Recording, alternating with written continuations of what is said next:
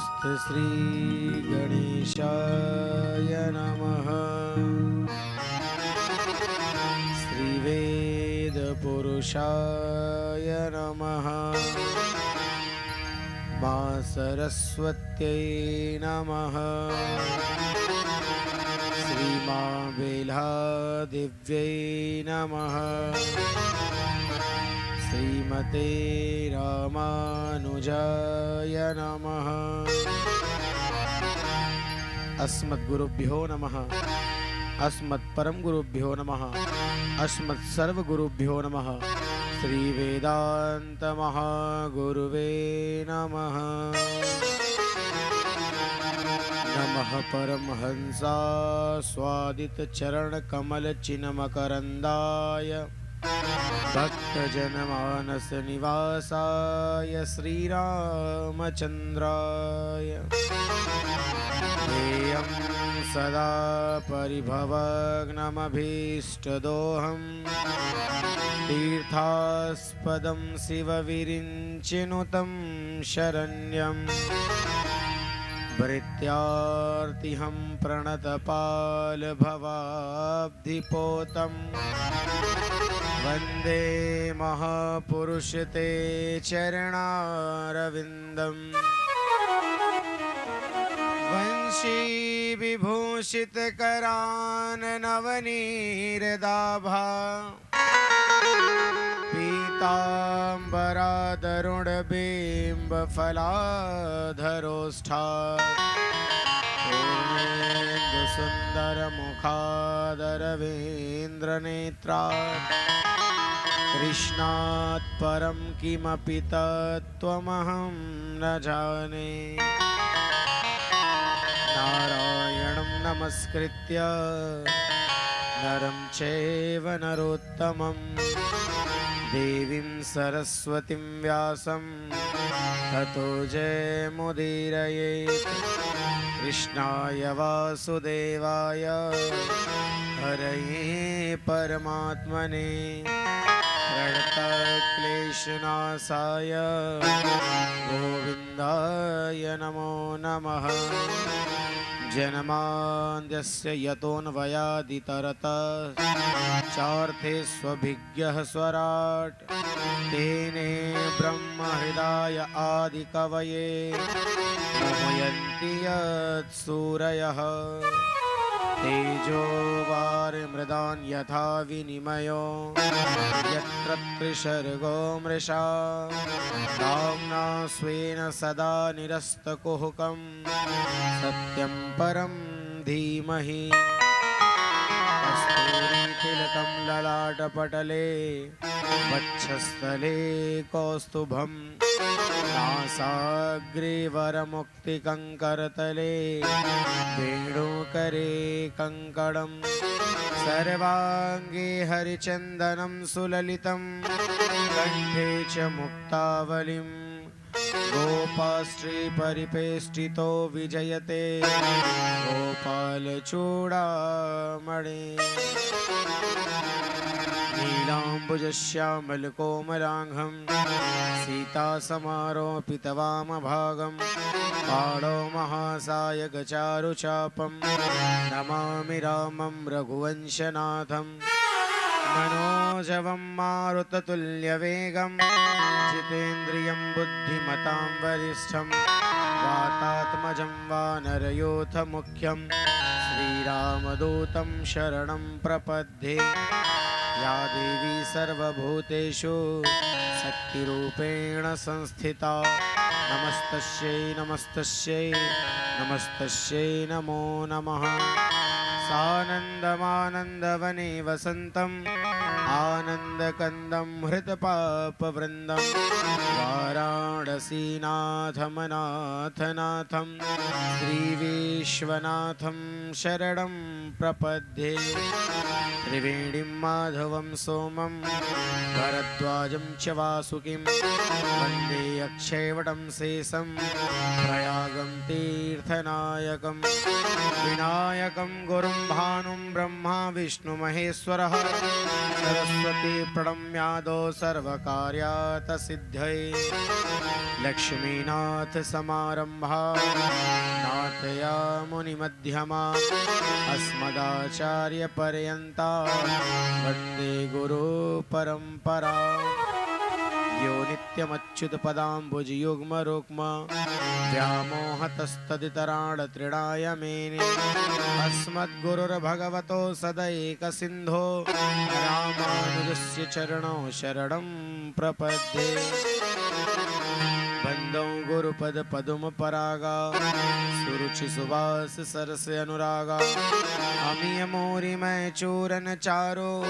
समन सकल भवरुज परिवार भक्त भक्त भगवंत गुरु चतुर नाम बपुए तिनके पग बंदन किए पाते विघ्न यने आइए हनुमत विराजिए मन सहयासन दे तब भक्ति के ज्ञान से मम पुंज प्रकाशित हो जय जय श्री राधा रमण जय जय नवल किशोर जय गोपी चित चोर प्रभु जय जय माखन चोर जय जय श्री माखन चोर कृष्ण भगवान की जय हो। श्रीमद् भागवत महापुराण की जय हो। श्री वेदव्यास भगवान की जय हो। श्री सुखदेव भगवान की जय हो। अपने अपने माता पिता की जय हो। श्री सद्गुरुदेव भगवान की जय हो। भाष्यकार रामानुज स्वामी जी महाराज की जय हो। सब संत वैष्णव भगवान की जय हो। जय जय श्री सीता राम जय जय श्री राधे श्याम। बड़ी सौभाग्य का विषय कि आज हम सभी श्रीमद् भागवत महापुराण सप्ताह ज्ञान यज्ञ के प्रथम दिवस एकत्रित हुए हैं। आइए कथा में अवगाहन करने से पूर्व अपने चंचल मन को गोविंद के पाद पद्मों में समर्पित करते हैं और दिव्य भगवान नाम संकीर्तन का सहारा प्राप्त करते हैं। बोली बाल कृष्ण भगवान की जय हो।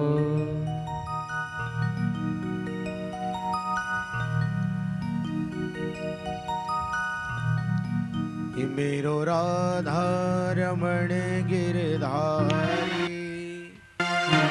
मेरो राधा रमण गिरधारी गिरधारी श्याम बनवारी मेरो राधा रमण गिरधारी गिरधारी श्याम बनवारी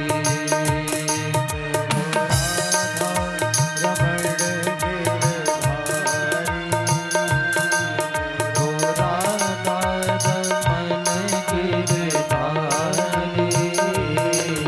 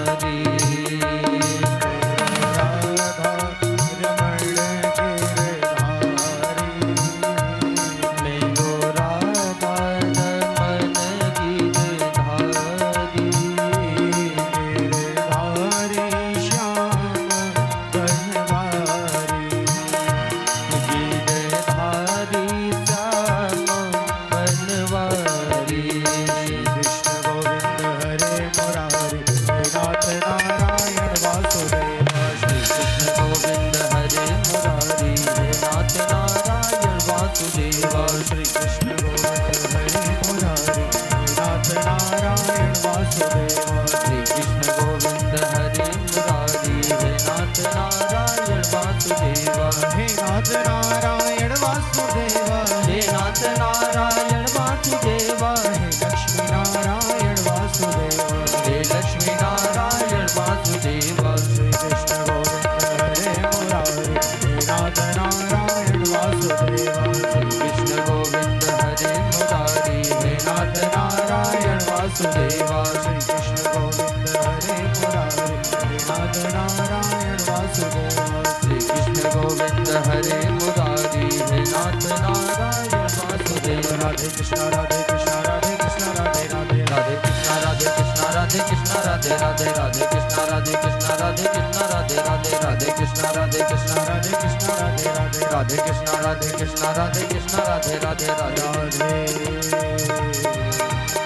जय जय श्री राधे।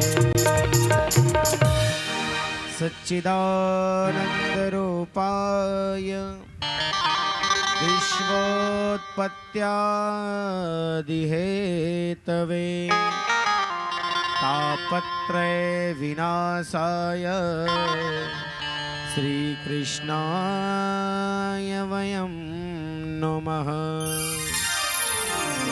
अकारण करुणा वर्णालय जगत नियंता जगदाधार परम परात्पर परम अखिलेश्वर भक्त वांछा कल्पद्रुम श्री बालकृष्ण सरकार की वांग्मय प्रति स्वरूपा श्रीमद् भागवत महापुराण सप्ताह ज्ञान यज्ञ के आज प्रथम दिवस हम सभी एकत्रित हुए। सर्वप्रथम श्री राघवेंद्र सरकार के चरणों में बारंबार दंडवत प्रणाम है।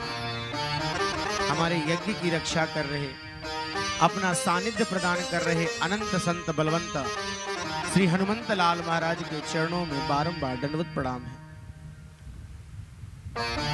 जनपद प्रतापगढ़ की अधिष्ठात्री मां भगवती त्रिपुर सुंदरी राज राजेश्वरी मां श्री बेल्हा देवी के चरणों में बारंबार दंडवत प्रणाम है। ग्राम परशुरामपुर की रक्षा कर रहे, हमारे यज्ञ में अपना सानिध्य प्रदान कर रहे समस्त देवी देवताओं के चरणों में बारंबार दंडवत प्रणाम है।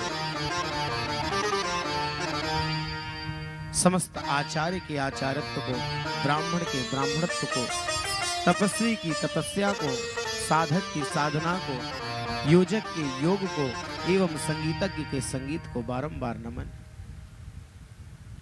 अपने श्री माता पिता के चरणों में बारंबार दंडवत प्रणाम।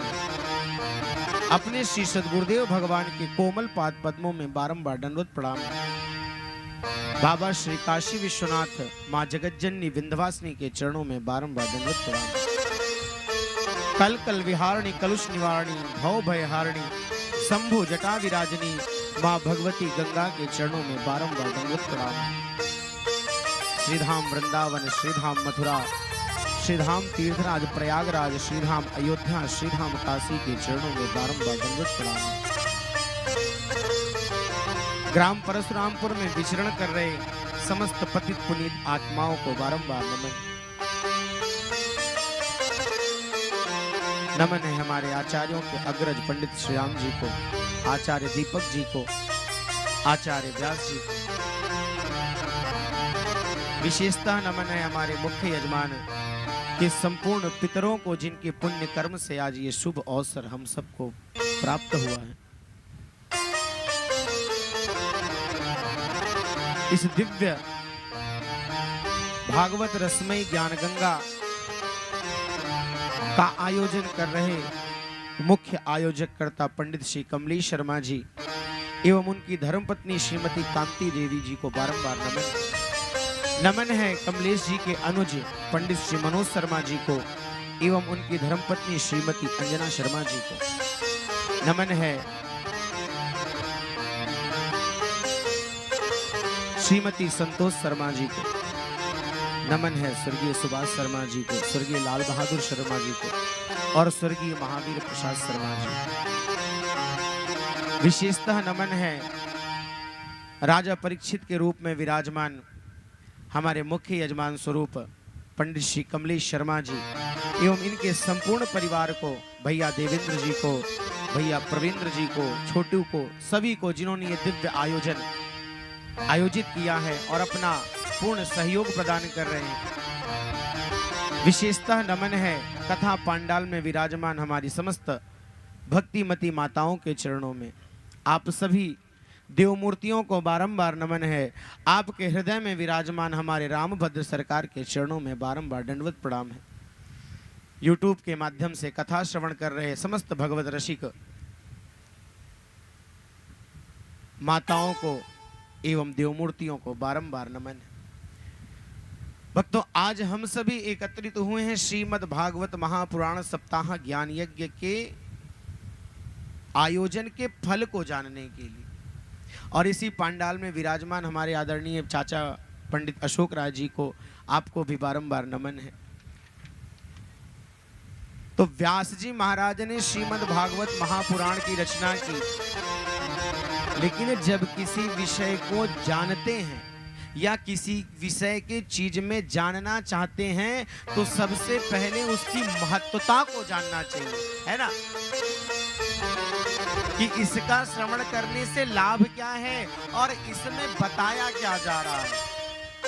तो सबसे पहले कह रहे हैं कि सच्चिदानंद रूपाय विश्वोत्पत्त्यादि हेतवे। सच्चिदानंद शब्द में 3 शब्द जुड़ा है, सत, चित और आनंद। फिर महाराज सच्चिदानंद रूप आया। इस सतचित और आनंद में केवल सतचित आनंद नहीं है, बल्कि सत घन चित घन आनंद घन स्वरूप है। अब भैया ये घन शब्द क्या है? बोले महाराज घन शब्द का तात्पर्य है घनीभूत, जिसमें किसी अन्य पदार्थ का श्लेष मात्र भी प्रवेश करने का कोई स्थान नहीं है। सच्चिदानंद रूपाय, वो परमात्मा सत स्वरूप है। व्यास जी महाराज ने जब भागवत जी के प्रथम स्कंद मूल को प्रारंभ किया तो पहले श्लोक में ही सत्य की उपासना की, किसी देवी देवता की उपासना नहीं की। क्या लिखते हैं कि जन्माद्यस्य यतोऽन्वयादितरतस् चार्थे स्वभिज्ञः स्वराट् तेने ब्रह्म हृदय आदि कवये मोहयन्ति यत्सूरयः तेजो वारिमृदान् यथा विनिमयो यत्र त्रिसर्गो मृषा धाम्ना स्वेन सदा निरस्तकुहका सत्यं परं धीमहि। किसकी उपासना की? सत्यम परम धीमहि, सत्य की उपासना की। क्यों? क्योंकि महाराज बोले संसार में कोई व्यक्ति कितना भी झूठा क्यों ना हो, लेकिन कहीं ना कहीं उसे भी सत्य प्रिय है। कहते हैं सत्यम ब्रूयात प्रियम ब्रूयात। जब भी बोलिए सत्य बोलिए और प्रिय बोलिए। माता सती ने कहा शंकर जी से आप हमेशा राम राम राम राम जपते रहते हो, सतनाम सतनाम करते रहते हो, आपका ये सतनाम है कौन? आज उसी सतनाम के विषय में भगवान शंकर जी माता सती से कह रहे हैं, क्यों मां कहूं मैं अनुभव अपना, मां कहूं मैं अनुभव अपना,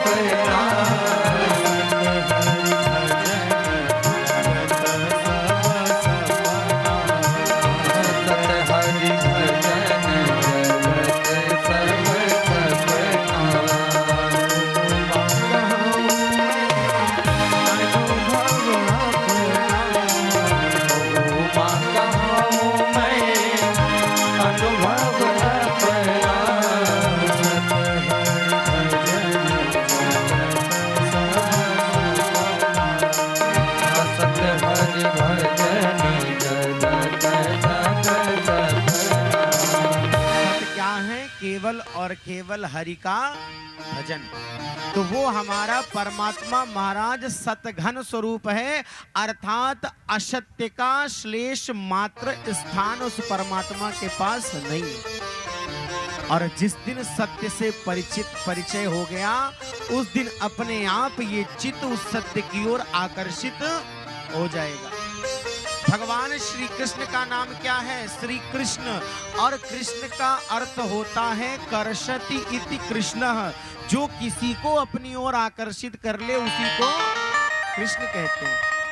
तो हमारे परमात्मा सत्य तो हैं महाराज, चित्त को आकर्षित करने वाले हैं, उसके साथ साथ आनंद घन स्वरूप भी हैं। और जिस दिन इस सत्य को जान लिया, इस सत्य में चित्त लग गया, आनंद अपने आप प्राप्त हो जाएगा। इसीलिए भगवान का एक नाम परमानंद है। बोलिए परमानंद सरकार की जय हो। तो सच्चिदानंद रूपाय, फिर कह रहे हैं कि विश्वोत्पत्त्यादि हेतवे, विश्व की रचना, पालन और संहरण, आदि अंत और उसके बीच का जो पालन की प्रक्रिया है, वो तीनों जिस परिपूर्णतम परमात्मा के अंतर्गत अवरोधित होती है, चलती है। विश्वोत्पत्त्यादि हेतवे, जिनका जो इस विश्व के उत्पत्ति और आदि के कारक माने जाते हैं। विश्वोत्पत्त्यादि हेतवे तापत्रय विनाशाय, तापत्रय विनाशाय, जो 3 प्रकार के तापों का विनाश करते हैं। कौन कौन से ताप होते हैं? दैहिक, दैविक, भौतिक तापा, राम राज नहीं काहुआ।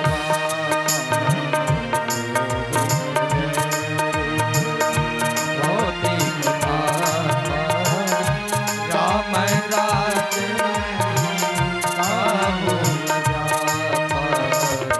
ये 3 ताप कौन कौन से हैं? दैहिक, दैविक और भौतिक। तापत्रय विनाशाय, जो इन तीनों प्रकार के ताप का विनाश करते हैं, ऐसे श्री कृष्णाय वयम नमः, गोविंद के पाद पद्मों में हम सब बारंबार प्रणाम करते हैं। बोलिए बाल कृष्ण भगवान की जय हो। श्री कृष्ण चंद्र सरकार की जय हो। तो बताया कि जिस भागवत का श्रवण करने हम आ रहे हैं, प्रथम दिन महात्म की कथा होती है, द्वितीय दिन से भागवत जी के प्रथम स्कंद या मूल की चर्चा होती है, कथा को श्रवण किया जाता है, गाया जाता है, आनंद प्राप्त किया जाता है। अब ये महात्म क्या है? भागवत जी है क्या? तो भागवत जी के महात्म्य में बताया गया कि महाराज इसको श्रवण से लाभ क्या है, क्योंकि व्यास जी को पता था कि ये जो कलयुग के प्राणी हैं सबसे पहले लाभ ढूंढते हैं। महाराज ये कर तो लेंगे, लेकिन इससे हमारा फायदा क्या होगा? इसलिए बता दिया कि महाराज भागवत, देखिए भागवत की अगर एक एक शब्दों का अर्थ निकालें स्वतः, ये किसी वेद शास्त्र में नहीं है, तो भागवत भ ग व और त 4 अक्षरों से मिलकर बना है। तो भगवान को प्राप्त करना है तो सबसे पहले अपनी भक्ति को सुदृढ़ करना होगा। भ से भक्ति, ग से ज्ञान, व से वैराग्य। जिस दिन भक्ति किए ज्ञान प्राप्त हुआ, जीवन में वैराग्य स्वतः आ जाएगा। और जब भक्ति ज्ञान वैराग्य सुदृढ़ हो गया तो त्याग और तपस्या अपने आप जीवन में प्रवेश कर जाएगी। बोलिए श्रीमद् भागवत महापुराण की जय हो। तो ऐसे भागवत को श्रवण करने आज हम सभी यहाँ पर एकत्रित हुए। नैमिषारण्य की पावन भूमि में 88,000 ऋषि मुनियों के बीच वयोवृद्ध शौनक जी महाराज आज समस्त 88,000 ऋषि मुनियों का नेतृत्व कर रहे हैं। और नैमिषारण्य की पावन भूमि जहां पर एक एक निमिष का अपना स्वयं का महत्व हो, उसी को नैमिषारण्य कहते हैं। शौनकादिक ऋषियों ने कहा महाराज हम सत्संग करना चाहते हैं। और पहले के ऋषि मुनियों का सत्संग ऐसे 2 घंटे 3 घंटे 4 घंटे का नहीं होता था, हजार वर्षों का सत्संग होता था। क्योंकि बाबा तुलसी मानस में लिखते हैं कि बिनु सत्संग विवेक न होई। और राम कृपा बिनु सुलभ न सोई। जिस दिन जीवन में विवेक की कामना हो महाराज, सत्संग में चले जाओ, संतों की संगति में चले जाओ, अपने आप जीवन में विवेक आ जाएगा। पहले के ऋषि मुनियों का सत्संग हजारों वर्ष का होता था। आजकल कथा की स्थिति यह है महाराज कि 3 घंटे से अगर 4 घंटे बोल दो तो उतरने के बाद लोग कहते हैं महाराज जी कथा थोड़ा कम बोला करिए, बहुत बोलते हैं। 3 घंटे का समय बीता नहीं, 3 घंटे तो जाने दो, 1 घंटे का समय बीता नहीं महाराज, आए कि चाय पानी, कोई मोबाइल लगाया कान में और निकल गया बाहर। वही कथा रोज रोज क्या सुने।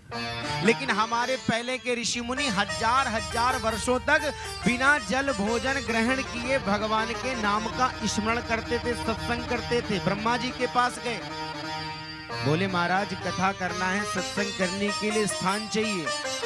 क्यों?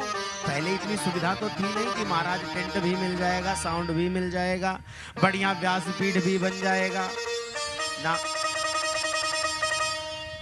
तो ब्रह्मा जी ने कहा भैया ऐसा है, मैं अपना मनश्चक्र भेजता हूं, जहां पर मेरे मनश्चक्र को शांति मिल जाए वहीं पे आप अपना सत्संग प्रारंभ कर देना। तीरथ बर नैमिष विख्याता, तीर्थराज नैमिषारण्य की पावन भूमि पर जब ब्रह्मा जी का मनश्चक्र पहुंचा तो वहां पर उसको शांति मिली और मनश्चक्र वहीं पर स्थापित हो गया। बोलिए नैमिषारण्य जय हो।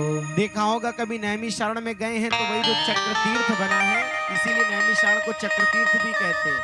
उसी पे परिक्रमा लगाकर लोग स्नान करते हैं और सुंदर वट वृक्ष के आसन पर व्यासपीठ का निर्माण हुआ। अब वट वृक्ष ही क्यों?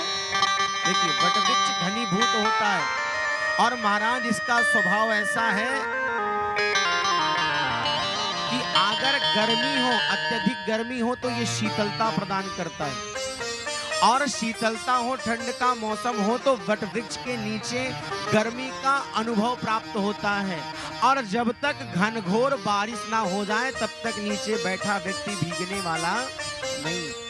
इसलिए वटवृक्ष के नीचे सुंदर व्यास का निर्माण हुआ और सूत भगवान का वहां पर आगमन हुआ। बोलिए सूत भगवान की जय। देखिए सौनकादिक महाराज वयोवृद्ध है, महाराज उम्र में बहुत बड़े हैं, लेकिन जैसे ही 14 वर्षीय श्री सूत जी महाराज वहां पर आए, सौनक जी महाराज खड़े होकर उनको प्रणाम करने लगे। क्यों? महाराज ज्ञान का सम्मान होता है और सौनक महाराज की तो विशेषता थी कि कथा अमृत रस स्वाद कुशला, ये कथा रूपी अमृत के रस को ग्रहण करने में बड़ा कुशल थे। जैसे कुछ लोगों की आदत होती है कि भोजन मिले या ना मिले, जब तक दिन भर में 4 बार बोलने बतियाने को ना मिले आनंद नहीं आता।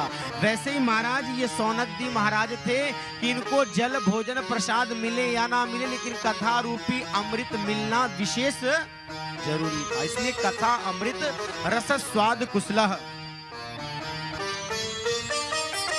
जैसे ही श्रोता बनकर श्री सौनकादिक महाराज बैठे, आज सूत जी महाराज के आने पर इन्होंने सूत जी को नमन किया और कह रहे हैं कि अज्ञान द्वांत विध्वंस कोटि सूर्य संप्रभ सुताख्या ही कथा सारम मम कर्ण रसायनम। क्या कह रहे हैं कि अज्ञान ध्वांत विध्वंस कोटि सूर्य समप्रभ। हे सूत जी महाराज, हम लोगों के हृदय में विराजमान अज्ञान रूपी अंधकार को आप दूर करिए। और कैसे? इस त्रिभुवन में व्याप्त अंधकार को दूर करने में श्री सूर्य नारायण भगवान समर्थ हैं, लेकिन हृदय में विराजमान अंधकार को दूर करने के लिए गुरु की कृपा की आवश्यकता होती है। और आपके पास तो करोड़ों सूर्य के समान श्री गुरुदेव भगवान की कृपा का प्रसाद फल स्वरूप है।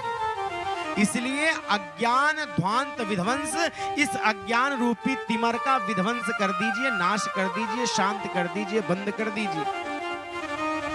प्रभु हम ये जानना चाहते हैं कि भक्ति ज्ञान और वैराग्य को बढ़ाने के लिए वैष्णव लोग क्या करते हैं? ऐसा कौन सा कार्य किया जाए जिससे मोह माया का निवारण हो जाए? श्री सूत जी महाराज ने कहा, इसका उपाय हम बताते हैं। शौनक जी महाराज ने कहा, महाराज घोर कलिकाल आने वाला है जिससे लोगों की आसुरी वृत्ति हो गई है। प्रभु अगर भगवत प्राप्ति का कोई सरलतम उपाय हो तो कृपया करके हमको बताएं। क्यों? क्योंकि आपके ऊपर गुरुदेव भगवान की विशेष कृपा है। देखिए, संसार में किसी को चिंतामणि मिल जाए, चिंतामणि जानते हैं, एक ऐसी मणि कि इसके सामने बैठकर कुछ भी मनन चिंतन कर लो, चिंतामणि लाकर आपको प्रकट कर देगी। जो वस्तु आप सोचोगे उसी वस्तु को प्रदान कर देगी। और उसी के ठीक साथ साथ एक कल्प वृक्ष है जो स्वर्ग की संपदा है महाराज। इसके नीचे खड़े होकर कुछ भी कल्पना करो, सब कुछ दे देती है। लेकिन केवल दे नहीं सकती तो क्या? वैकुंठ योगी दुर्लभम चिंतामणिलोक सुखद सुरद्रुः स्वर्ग संपदम प्रयच्छति गुरुः प्रीतो वैकुंठम योगी दुर्लभम।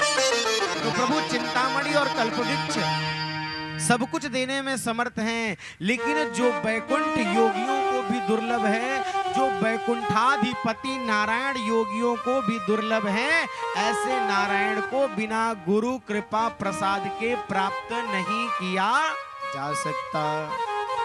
अब तो सूत जी महाराज गदगद हो गए, मगन हो गए। अरे शौनकादिक ऋषियों, आपके मन में जगत का कल्याण करने की इतनी सुंदर भावना है। आपने गुरु कृपा को कितने सुंदर शब्दों में बताया है। मेरे प्रति आपके मन में इतना प्रेम और स्नेह है।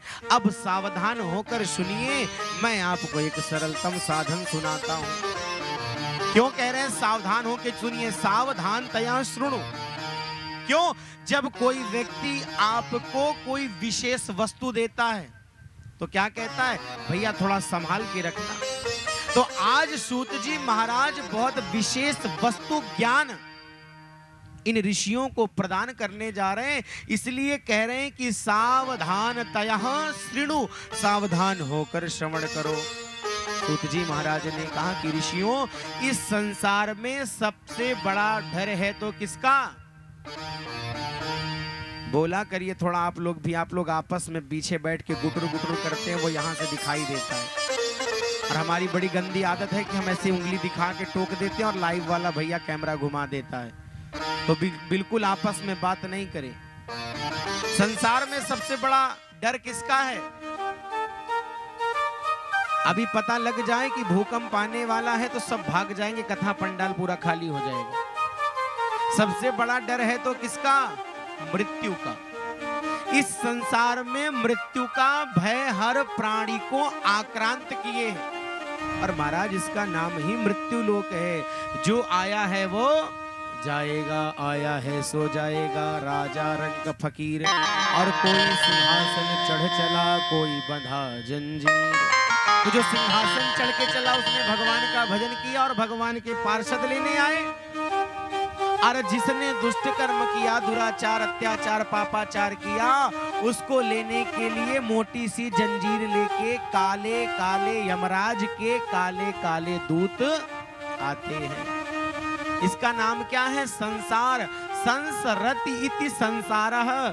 जो धीरे धीरे सरकता है उसी को तो संसार कहते हैं। कोई कितना भी पकड़ने का प्रयास करे लेकिन पकड़ नहीं पाता।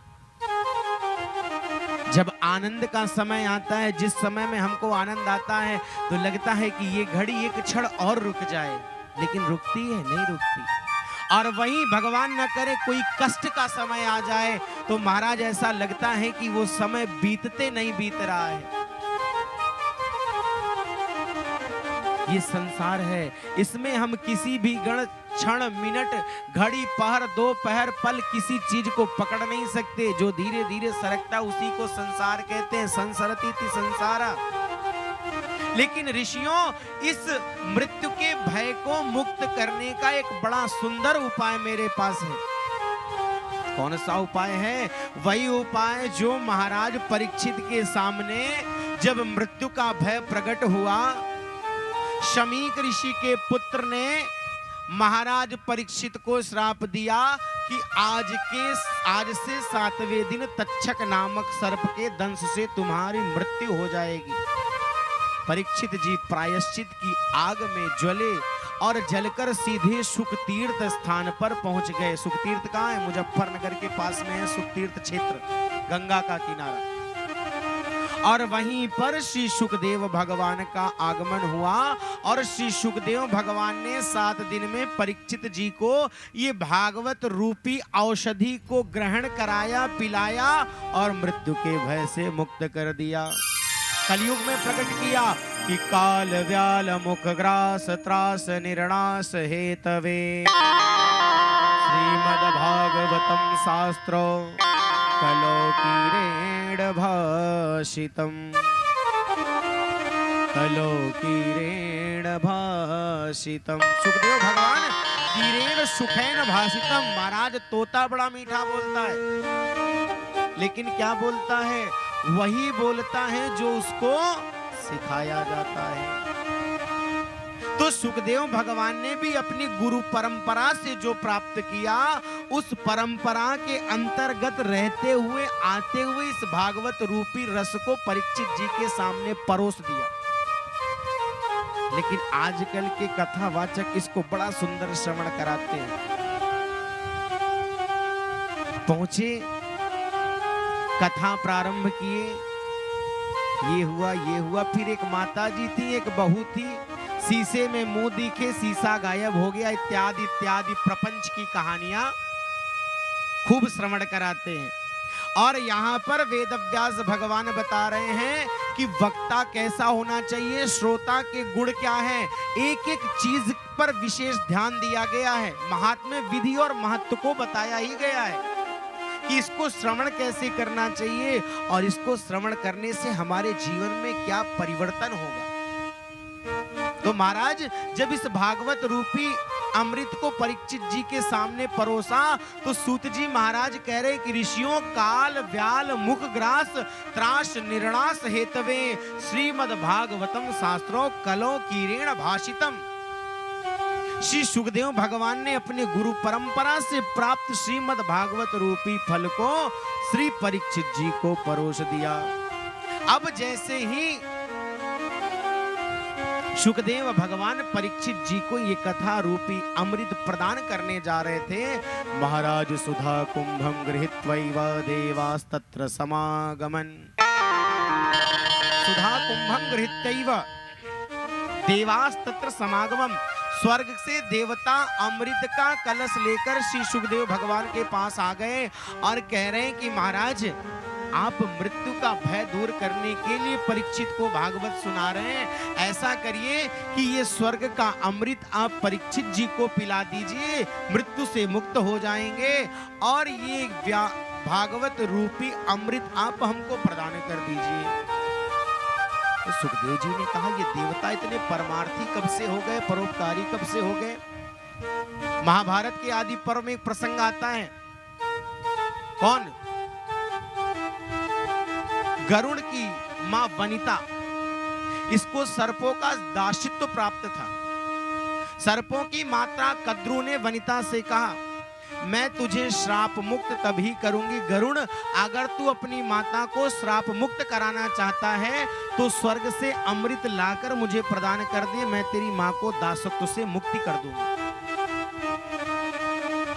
और जब एक मां संकट में हो तो महाराज जो एक सुपुत्र होता है, जिसको सुपुत्र कहते हैं, वो अपनी मां को संकट से उबारने का हर प्रयास, हर प्रयत्न करता है।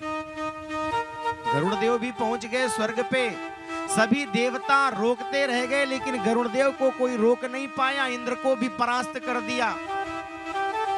और जब अमृत ले लिया महाराज, तो देवता खड़े हो गए और कह रहे हैं कि अरे गरुड़ देव, अगर सर्पों ने इस अमृत को ग्रहण कर लिया तो संपूर्ण सृष्टि में हाहाकार मच जाएगी। इसलिए एक उपाय करता हूं कि तुम इस अमृत को ले जाकर सर्पों को प्रदान कर देना और किसी ना किसी रूप में छद्म वेश में आकर मैं उस अमृत का अपहरण कर लूंगा।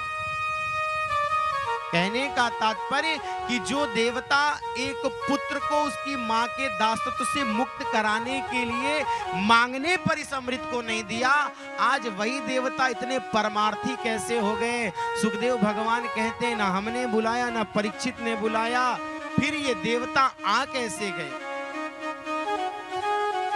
अब तो जब देवताओं ने प्रस्ताव रखा कि तपस्यामो वयम सर्वे श्रीमद्भागवतामृतम, पहले तो बोले ये स्वर्ग का अमृत परीक्षित को दे दीजिए, लेकिन जैसे ही कहे कि ये भागवत रूपी अमृत हमको प्रदान कर दीजिए, अब तो सुखदेव भगवान जोर से हंसने लगे और कह रहे हैं कि देवताओं को, अरे ठगियों, तुम्हारे आते ही मैं जान गया कि कुछ ना कुछ तो गड़बड़ है।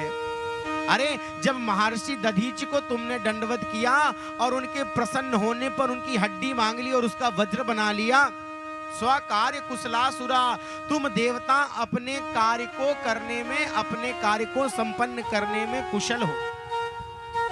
सुखदेव भगवान ने देवताओं को डांट कर भगाया और क्या कहा है कि क्वा सुधा क्वा कथा लोके क्वा काचः क्वा मणिर्मः ब्रह्मरात्रो विचारैव तदा देवाञ्जहासः। क्वा सुधा क्वा कथा लोके क्वा काचः क्वा मणिर्महान, कोई एक साधारण कांच का टुकड़ा देकर आपसे करोड़ों की मणि मांग ले तो क्या प्रदान करोगे? कभी नहीं करोगे। क्वा सुधा क्वा कथा लोके, कहां पर ये तुम्हारे स्वर्ग का अमृत और कहां ये कथा रूपी अमृत। स्वर्ग का अमृत एक साधारण कांच का टुकड़ा है और भगवान की ये कथा रूपी अमृत एक विशेष मणि के समान है। ब्रह्म रात्रो विचार है न, भगवान श्री सुखदेव जी ने विचार किया है और देवताओं का परिहास उड़ाया है, अट्टहास किया है और डांट कर भगा दिया है। क्यों? अब महाराज विचार कीजिए कि कथा अमृत और सुधा अमृत दोनों में कौन विशेष है? सुधा अमृत, स्वर्ग के अमृत का वैशिष्ट है कि बड़े बड़े पुण्यात्मा जब इस मृत्यु लोक से देह को त्याग कर बैकुंठ में जाते हैं, स्वर्ग में पहुंचते हैं, तब ये उनको प्राप्त होता है। मतलब अगर सुधामृत को प्राप्त करना है तो शरीर को छोड़ना होगा और स्वर्ग जाना होगा। इसके विपरीत कथा रूपी अमृत की विशेषता है कि महाराज कथा में कोई भी पुण्यात्मा, दुष्टात्मा, पतितात्मा, पुनीतात्मा, कैसी भी आत्मा आ जाए, ये कथा रूपी अमृत सबके लिए सुलभ है। स्वर्ग का अमृत केवल पुण्यात्माओं को प्राप्त होता है, वो भी मृत्यु लोक से शरीर छोड़ने के बाद, लेकिन ये हमारा हरि कथा रूपी अमृत जन जन को सुलभ है। तो पहली विशेषता तो सिद्ध हुई कि महाराज स्वर्ग का ये जो सुधामृत है पक्षपाती है, भेदभाव करता है, वहीं पर हरि कथा रूपी अमृत निष्पक्ष है, सबको मिलता है, अतः अभेदवादी है, किसी प्रकार का किसी से कोई भेदभाव नहीं है। दूसरी विशेषता क्या है कि स्वर्ग में जो देवता अमृत का पान कर लेते हैं, शनह शनह धीरे धीरे जब उनका पुण्य क्षीण होता है और जब उनके पुण्य समाप्त हो जाते हैं तो वही जीव पुनः आकर इस धरातल पर गिर जाते हैं। और ये कथा रूपी अमृत, इसको ग्रहण करने के बाद मनुष्य के पापों का प्रक्षालन होता है। तो सुधा अमृत पुण्य को समाप्त करने वाला है, वहीं पर हरि कथा रूपी अमृत पाप को समाप्त करने वाला है। महाराज स्वर्ग का सुधा अमृत अमृत प्रदान कर सकता है, लेकिन ये हमारी कथा रूपी अमृत अभयत्व प्रदान करती है। हमारे यहाँ प्रायः दो कथाएं होती हैं विशेष तौर पे। कौन कौन सी? एक श्रीमद् भागवत महापुराण सप्ताह ज्ञान और एक 9 दिवसीय श्री राम कथा। इस श्रीमद् भागवत महापुराण 18वें पुराण की रचना श्री वेदव्यास जी महाराज ने की और जो श्री रामचरित मानस जिसकी कथा हम लोग गाते हैं पूज्य पाद श्री तुलसीदास महाराज ने। भागवत जी की कथा अभयत्व प्रदान करती है, भय से मुक्ति प्रदान करती है, और वहीं पर राम कथा जीवन जीने का ढंग सिखाती है। जिसने अपने जीवन में रामचरित मानस को उतार लिया, फिर उसको इस संसार में किसी प्रकार के किसी भी कृत्य का अकृत्य का सामना करने की पूर्ण क्षमता प्राप्त हो जाएगी। उसके जीवन में कभी उसका मुखमंडल मुरझाएगा नहीं। ठीक उसी प्रकार जिसने भागवत जी का श्रद्धा भाव से श्रवण कर लिया, फिर किसी प्रकार का भय उसके जीवन में प्रवेश करने वाला नहीं है। सुखदेव जी ने बड़े अच्छे से तौला कि सुधामृत और हरि कथा अमृत दोनों में कौन सा विशेष है, और महाराज अपनी हरि कथा रूपी अमृत को विशेषत्व प्रदान किया। अब तो देवता दौड़े दौड़े ब्रह्मा जी के पास गए और कह रहे हैं कि महाराज श्री सुखदेव जी ने इस अमृत को लेने से मना कर दिया और हमको डांट कर भगा दिया। और सुखदेव जी ने कहा, देवता अगर तुम भाव से कथा श्रवण करने आते तो हम तुमको कथा अवश्य सुनाते, लेकिन तुम व्यापारी बनकर आए हो और जो धर्म के क्षेत्र में व्यापार करने लगे, फिर भगवान उसको प्राप्त होने वाले नहीं। सभी देवता दौड़कर ब्रह्मा जी के पास गए। ब्रह्मा जी ने कहा, परेशान ना हो, आज से 7वें दिन परीक्षित की मृत्यु होने वाली है, और ये अमृत उनको प्राप्त हुआ है ना, कोई बात नहीं, आज से 7वें दिन परीक्षित के साथ जो होगा समझ में आ जाएगा इस अमृत का फल क्या है। और अब तो 7वें दिन राज्ञो मोक्षम तथा विच्छ पुराधातापि विस्मितः सत्यलोकीं तुलां बद्ध्वा तोलयत् साधनान् यजः। अब तो जब 7वें दिन के पश्चात महाराज ब्रह्मा जी ने परीक्षित जी का मोक्ष देखा तो चौंक गए, आश्चर्यचकित हो गए। तराजू पर तौल कर देखा कि आखिर भागवत जी की विशेषता क्या है। तराजू के एक पलड़े पर अनेक ग्रंथ शास्त्रों को रखा और दूसरे पलड़े पर केवल भागवत जी को रखा। भागवत जी की तुलना में महाराज अनेक धर्म शास्त्रों के पलड़े ऊपर उठ गए और भागवत जी का पलड़ा एकदम नीचे लटक गया। अब ये बताइए, जो भारी होगा वो लटका होगा कि ऊपर जाएगा? जो भारी होगा तराजू में वो नीचे जाएगा कि ऊपर जाएगा? हाँ, नीचे जाएगा। कथा में सभी लोग सुना करिए मैं क्या शब्द बोल रहा हूँ। कभी कभी हमारे मुंह से भी गलत निकल जाता है, और गलत निकल जाए अगर आप पकड़ लो तो मैं मानूंगा कि आप अच्छे श्रोता हो। नहीं, हम तो 4 घंटे बक बक कर दिया, आपके समझ में नहीं आया, कोई मतलब नहीं। इसलिए जब भी कथा में बैठें तो अपने नेत्र को, हृदय को और ज्ञान नयन उर्गारी बिगारी, ये जो ज्ञान के नेत्र हैं, वैराग्य के नेत्र, इनको खोलकर कथा में बैठे, बड़ा आनंद आएगा। महाराज जब परीक्षित जी का मोक्ष देखा तो ब्रह्मा जी विस्मित हो गए। तराजू की एक ओर पलड़े पर अनेकानेक धर्मशास्त्र रखा और दूसरे पलड़े पर श्रीमद् भागवत जी को रखा, लेकिन भागवत जी का पलड़ा अन्य धर्मशास्त्रों की अपेक्षा एकदम नीचे लटका रहा। अब तो तुरंत ब्रह्मा जी ने एक घोषणा की कि मैं निरे भगवत रूपम शास्त्रम भागवतम कलो। साक्षात भगवान श्री कृष्ण ही कलयुग के कलुषित प्राणियों का कल्याण करने के लिए श्रीमद् भागवत संहिता में आकर विराजमान हो गए हैं। इसलिए भागवत जी के एक एक अक्षर में हमारे गोविंद की श्यामलता समाई हुई है। ऋषियों ने सूत जी से प्रश्न किया, महाराज ये बताइए ये 7 दिन की परंपरा कैसे प्रारंभ हुई? आज सूत जी महाराज कह रहे हैं कि सनक, सनंदन, सनातन और सनत कुमार, इन 4 ऋषियों ने देवर्षि नारद को ये कथा सुनाकर सप्ताह की परंपरा प्रारंभ की। किसको? सनकादि भाइयों ने किसको ये कथा सुनाई? सनकादि भाइयों ने किसको ये कथा सुनाई?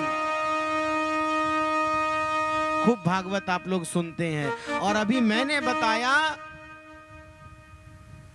कि सनकादि भाइयों ने देवर्षि नारद जी को ये कथा 7 दिन में सुनाकर सप्ताह की परंपरा प्रारंभ की। लेकिन आप लोगों से प्रश्न पूछने पर ऐसे बैठते हो जैसे महाराज कुछ सुन नहीं रहे हो, कथा समझ में नहीं आ रही।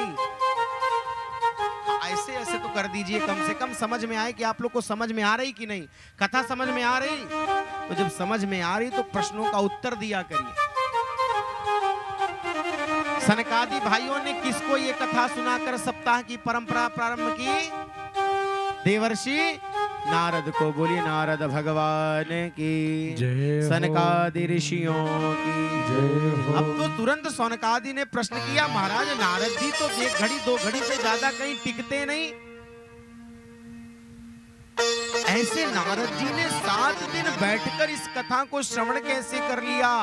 आज सूत जी महाराज कह रहे हैं कि एकदा ही विशालाया चत्वारिशयो मलः सत्संगार्थं समायाता द्रविदोस्तत्र नारदम। हे ऋषियों, एक समय की बात है, विशालापुरी बद्री नारायण धाम जानते हैं? बोली बद्रीनाथ भगवान की जय हो। तो बद्रीनाथ धाम विशालापुरी धाम में ये चारों भाई सत्संग की कामना से विचरण कर रहे थे। किसकी कामना से? सत्संग की कामना से। देखो, ध्यान, पूजन, अर्चन, भजन ये सब कुछ एकांत में हो सकता है, लेकिन सत्संग एकांत में नहीं हो सकता। सत्संग करने के लिए संतों की संगति होना आवश्यक है। अच्छा, क्या संतों का मतलब केवल वही है कि जो लाल पीला पहनकर खूब चंदन लगाए हों, खूब गले में माला कंठी डाले हो, वही संत हैं? नहीं। बाबा अपने मानस में बता रहे हैं कि संत कैसे किसको है, तो कह रहे हैं कि संत हृदय नवनीत समाना। क्या कह रहे हैं? संत हृदय नवनीत समाना। नवनीत का मतलब क्या होता है? मक्खन। बाहर के टेम्परेचर पे रख दो महाराज तो मक्खन बड़ी तेजी से गल जाता है, द्रवीभूत हो जाता है। ठीक उसी प्रकार जो व्यक्ति किसी दूसरे के दुख को देखकर उसका हृदय पिघल जाए, वही संत है। ना जाने आप सब में ऐसे कितने संत बैठे होंगे जो दूसरे के कष्ट को देखकर द्रवीभूत हो जाते हो, इसी को संत कहते हैं। संत बनने के लिए जरूरी नहीं कि ऐसे लाल पीला चंदन कंठी माला, नहीं। संत बनने के लिए केवल अपने हृदय को स्वच्छ रखो, और जिस दिन हृदय को स्वच्छ रखे, इस स्वच्छ सरोवर में अपने आप परमात्मा रूपी कमल खिलने लगेगा। क्योंकि राम जी हनुमान जी से कह रहे हैं कि निर्मल मन जन सो मोहि पावा, मोह कपट छल छिद्र ना भावा। ये चारों भाई सत्संग की कामना से भ्रमण कर रहे हैं। महाराज ध्यान पूजन इत्यादि एकांत में हो सकता है, लेकिन सत्संग एकांत में नहीं हो सकता है। और इन सनकादियों की एक विशेषता रही है महाराज, ये 5 वर्ष से कभी 6 वर्ष के नहीं हुए, काल इनको स्पर्श नहीं कर पाया। क्यों? क्योंकि इनके जीवन का केवल एक ही लक्ष्य था, कथा मात्रैक जीविनः। कथा मात्रैक जीवना, इनके जीवन का केवल एक ही लक्ष्य था, भगवान के गुणानुवाद का श्रवण करना। अचानक सत्संग की कामना से विचरण कर रहे थे, नारद जी को आते देखा और नारद जी का मुख एकदम चिंतित नजर आया। आज भाई सनकादि भाई प्रश्न कर रहे हैं कि कथम ब्रह्मादीन मुखः कुतश्चिन्तातुरो भवा त्वरितं गम्यते कुत्रः कुतस्तागमनं तव। ततः ब्रह्मदीन मुख, ब्रह्मपुत्र नारद आपका मुख मलिन क्यों है? त्वरितम गम्यते कुत्रः कुतश्चागमनं तव, आप कहां से आ रहे हो, कहां जा रहे हो, आपका मुखमंडल मुरझाया क्यों है? महाराज आपके मुखमंडल को देखकर ऐसे लग रहा है जैसे किसी महाकृपण का धन चला गया हो। गत वित्तो यथा जनः। अरे महाराज तुम्हारा क्या चला गया है? क्योंकि जो धन छीन जाए, गुम जाए, कोई ले जाए, ऐसे धन को संत महापुरुष अपना धन कभी नहीं समझते। क्या समझते हैं? कोई बात नहीं, हमारे परमात्मा ने हमको दिया और हमारे पास से ही हमारे ना जानने में परमात्मा ने किसी और के पास पहुंचा दिया। हमारे धन से ज्यादा आवश्यकता उस धन की उसको थी।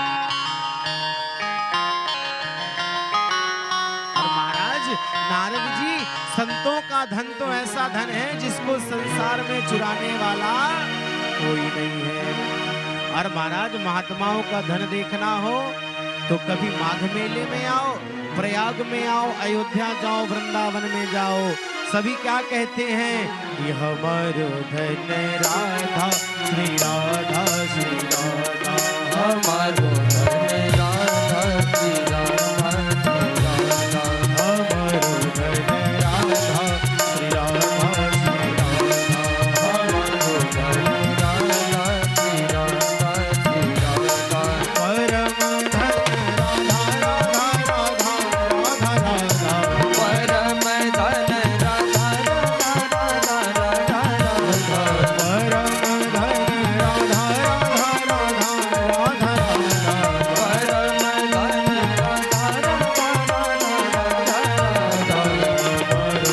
धन राधा,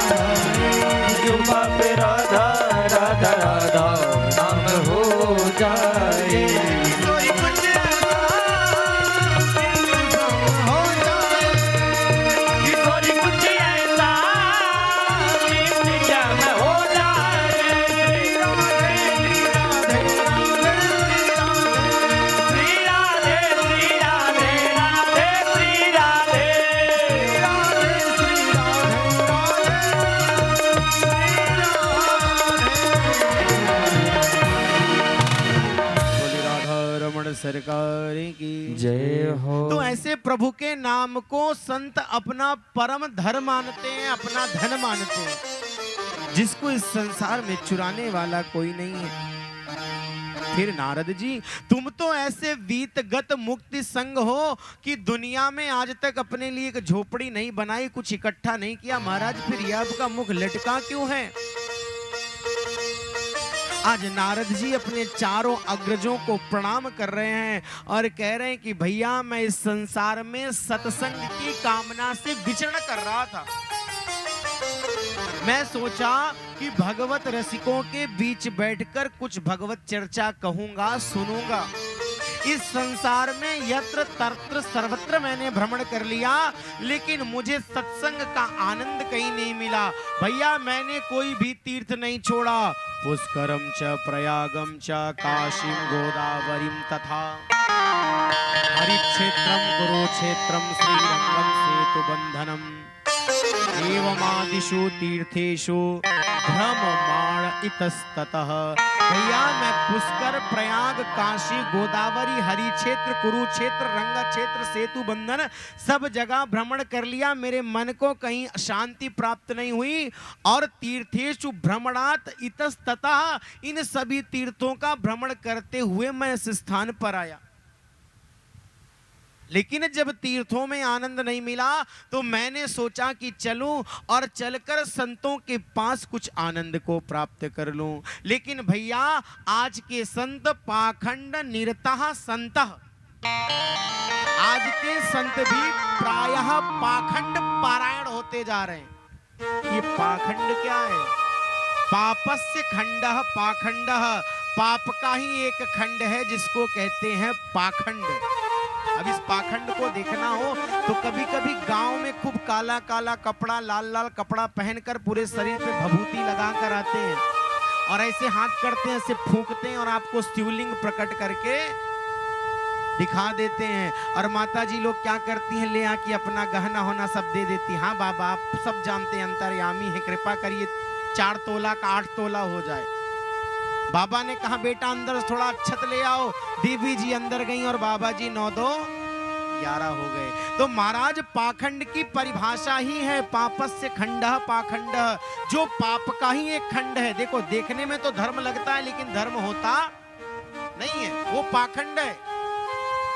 इंद्र ने इसी पाखंड का सहारा लिया था।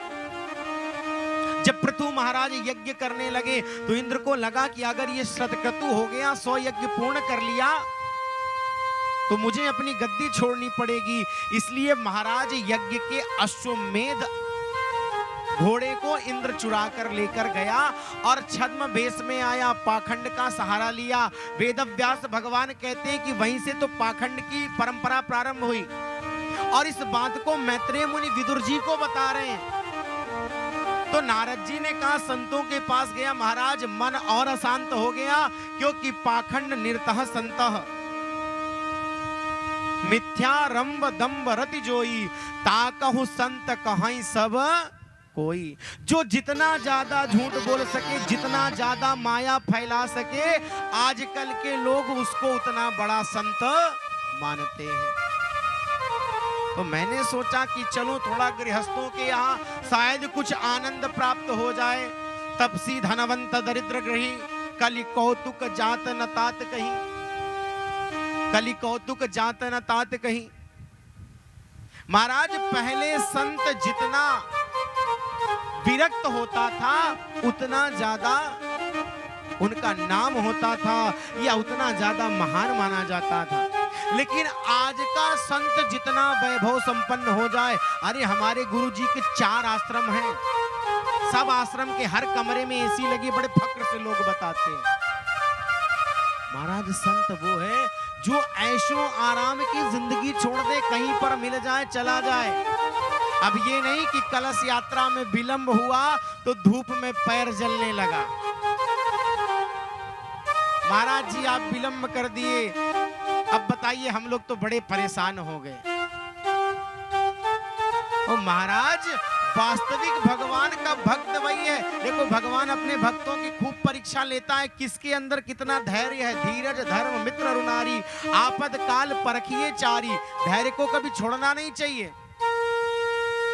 और हमारी आपकी स्थिति ये हो गई है, हम इतने आरामजनक हो गए हैं कि महाराज शायद कोई कह दे 11 बजे दोपहर को कि भैया 1 किलोमीटर जाना है और आना है, तो कोई निकलने वाला नहीं। क्यों भाई? कमरे में एसी, गाड़ी में एसी, क्या करे? अब आदत पड़ चुकी है, शरीर एकदम परिवर्तित हो चुका है।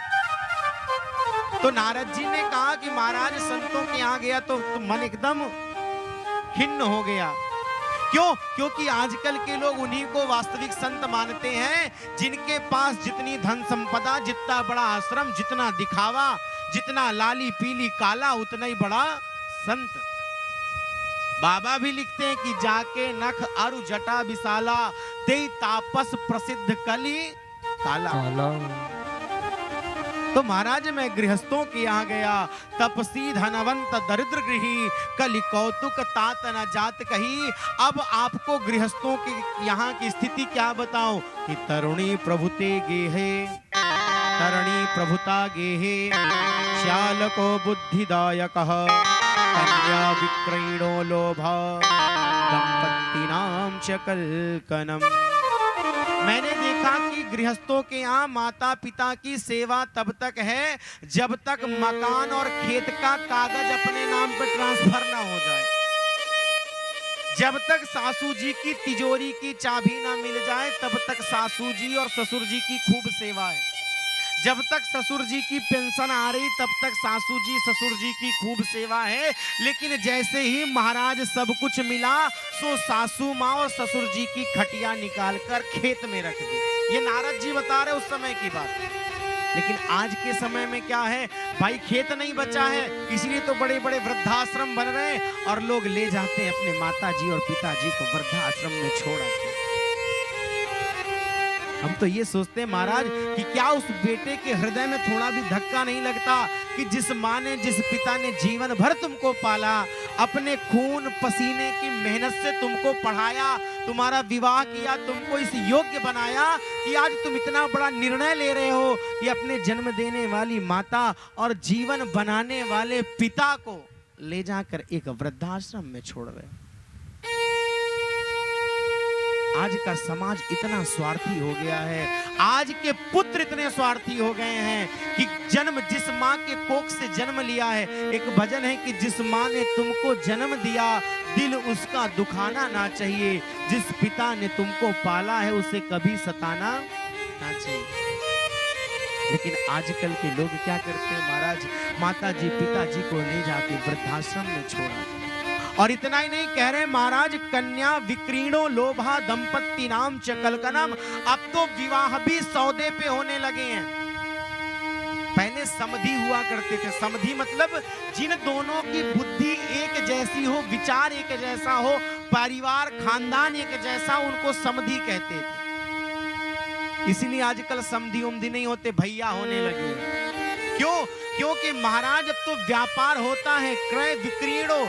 हमारा लड़का भैया देखो ये नौकरी कर रहा है, इतनी उसकी कमाई है, और आपसे पहले 4 रिश्ते हमने मना किए, 20-25 लाख रुपया मिल रहा था, देखो आपकी बात है 21 लाख में बात डन कर लो, शादी हो गई। पहले लोग देखते थे कि लड़की सामाजिक है, पारिवारिक है, कर्मठ है कि नहीं, लेकिन आजकल के लोग केवल और केवल महाराज धन को देखकर विवाह कर रहे हैं। इसलिए समधि और संबंध सब कुछ समाप्त हो गया। जो लड़की दहेज लेकर आती है वो अपने सासू माँ को भी बताती है कि मैंने 21 लाख रुपए में तुम्हारे बेटे को खरीदा है, तुम्हारी नौकरानी बन के नहीं आई हूँ। और हमारे पहले के समय में, माताजी लोगों के जमाने में, महाराज बहू कितनी भी बड़ी घर से आई हो और कितने भी छोटे घर में आई हो, लेकिन वो सबका मान सम्मान बनाकर चलती थी। क्यों? क्योंकि पहले के पिताजी कहते थे कि बेटी अगर तेरे ससुराल से मुझे एक शिकायत मिली तो मैं आज के बाद तुझे अपना ये चेहरा कभी दिखाऊंगा नहीं। लेकिन आजकल के माँ बाप क्या कहते हैं, बेटा कोई बात नहीं, अगर वो एक बात बोले तो तू 2 बात बोलना, और डरना नहीं, मेरा पूरा सपोर्ट तुम्हारे साथ है। और जिस दिन आपने ऐसा सपोर्ट अपनी बेटी को दे दिया, उस दिन आप अपनी बेटी का संपूर्ण जीवन विनाशित की ओर कर रहे हो, विनाश की ओर अग्रसर कर रहे हो। माँ बाप की जिम्मेदारी उसी दिन विश्राम हो गई जिस दिन बेटी का विवाह किया और महाराज दूसरे के घर विदा कर दिया। नारद जी ने कहा मैं गृहस्थों के यहाँ गया, महाराज मेरा मन और दुखी हो गया, लोग व्यापारी हो गए, रिश्तों को खरीदने लगे, बेचने लगे। जब मृत्यु लोक में ये सब देखकर मेरे चित्त, मेरे मन को शांति नहीं मिली, तो मैंने सोचा कहाँ जाऊं। तुरंत श्रीधाम वृंदावन का स्मरण आया, जहां हमारे प्रभु श्री कृष्ण ने यमुना की पुलिन धारा में अपनी लीला को संपन्न करके अपने स्वधाम गमन किए थे। ऐसे पुण्य पावन भूमि पर चलने पर मुझे कुछ आनंद प्राप्त होगा, ऐसा विचार करके मैं सीधे यमुना तट वृंदावन धाम पहुंचा। लेकिन वहां पहुंचकर मैंने एक और आश्चर्य देखा। आज नारद जी वो वृत्तांत अपने चारों अग्रज सनकादिक भाइयों को बता रहे हैं कि तत्राश्चर्यं मया दृष्टं श्रूयतां तन्मुनीश्वरः एकता एका तो तरणी तत्र निषणा खिन्न मानसा तत्र आश्चर्यम मया दृष्ट। वहां पर मैंने एक आश्चर्यचकित दृष्टि देखी। क्या? एका तू तरुणी तत्र, वहां पर एक युवती खिन्न मना होकर बैठी है और दो बुढ़े उसके सामने अचेतन अवस्था में पड़े हैं। तमाम देवियां उसको घेर कर खड़ी हैं, कोई पंखा हिला रही, कोई पानी पिला रही, कोई पानी का छींटा मार रही। जैसे ही मैंने उन देवी जी को देखा, मेरे मन में एक भाव आया कि ये देवी जी परेशान क्यों हैं, इनकी समस्या का अगर मैं कुछ समाधान कर दूं। देखिए संत का स्वभाव, नारद जी से बड़ा संत कौन था? महाराज जैसे ही देवी जी के कष्ट को देखे, नारद जी के मन में आ गया कि मैं इनके कष्ट को दूर करने का कुछ उपाय कर सकता हूं। लेकिन जैसे ही आगे बढ़े, नारद जी के मन में एक बात आई। गांव में कहावत कहते हैं, होम करत हाथ झरत। कभी कभी पुण्य का काम करने जाओ और महाराज उसका अलग परिणाम आपको मिल जाता है। नारद जी ने सोचा ऐसा ना हो कि मैं देवियों के बीच में जाऊं और ये देवी मुझे कह दे कि अरे बाबा, ये तू औरतों के झुंड के बीच में कहां चला आ रहा है। नारद जी इस बात को विचार करके महाराज जैसे ही पीछे लौटने लगे, उस देवी ने आवाज दी, भो भो साधु क्षणम तिष्ठा मम चिंतामपि नाशयः। भो भो साधु क्षण तिष्ठा, अरे हे संत देवता थोड़ी देर रुक जाइए, सुन लीजिए, मम मद चिंतामपि नाशया, मेरी चिंता का शमन करो, नाश करो। दर्शनम तव लोकस्य सर्वताग हरम परम। अरे आप जैसे संतों का दर्शन हो जाए, फिर महाराज जीव को कोई कामना नहीं रह जाती है। आपका दर्शन हुआ, बड़े धन्य भाग हमारे। अब तो नारद जी का मन और खुल गया। तुरंत देवी जी से प्रश्न किया कि माँ देवी जी ये बताओ, कासित्वम, देवी जी आप कौन हैं? और काविमो, ये दोनों बुढ़े जो आपके पास लेटे हैं ये कौन है? और का इमाह, ये जो देवी आपको घेर कर खड़ी है ये कौन है? वद देवी सविस्तारम स्वस्य दुखस्य कारणम। देवी जी विस्तार से अपने दुख का कारण बताइए। नारद जी कह रहे हैं, भैया जब मैंने इस प्रकार से उस देवी जी को सहानुभूति दिखाई तो उस देवी जी ने अपना पूरा परिचय दिया कि अहम भक्ति रीति खाता इमो में तनयो मतो ज्ञान वैराग्य नामानो काल योगेन जर्जरो। क्या बताई कि अहम भक्ति रीति ख्याता, महाराज मैं भक्ति नाम से विख्यात हूँ। इमो में तनयो मतो, ये दोनों मेरे पुत्र हैं। ज्ञान वैराग्य नामानो, ज्ञान वैराग्य इनके नाम हैं, ये दोनों मेरे पुत्र हैं। लेकिन महाराज काल योगेन जर्जरो, काल की दशा देखिए कि मैं नव युवती बनकर बैठी हूँ और मेरे ये दोनों पुत्र जर्जर अवस्था में पड़े हैं। और जैसे ही देवी जी ने कहा, नारद जी मैं आपको अपना पूरा परिचय सुनाती हूँ। क्या बताया कि मैं दक्षिण भारत में पैदा हुई, कर्नाटक में बड़ी हुई, महाराष्ट्र आदि स्थानों पर मेरा खूब सम्मान हुआ, लेकिन कुछ ऐसे स्थान थे जहां पर पाखंडियों के पाखंड से खंडित होकर मुझे भागना पड़ा। इस प्रकार अनेक देश विदेश भ्रमण करते जैसे ही मैं वृंदावन आई, वृंदावनम पुनः प्राप्या नवीनेन स्वरूपिणी।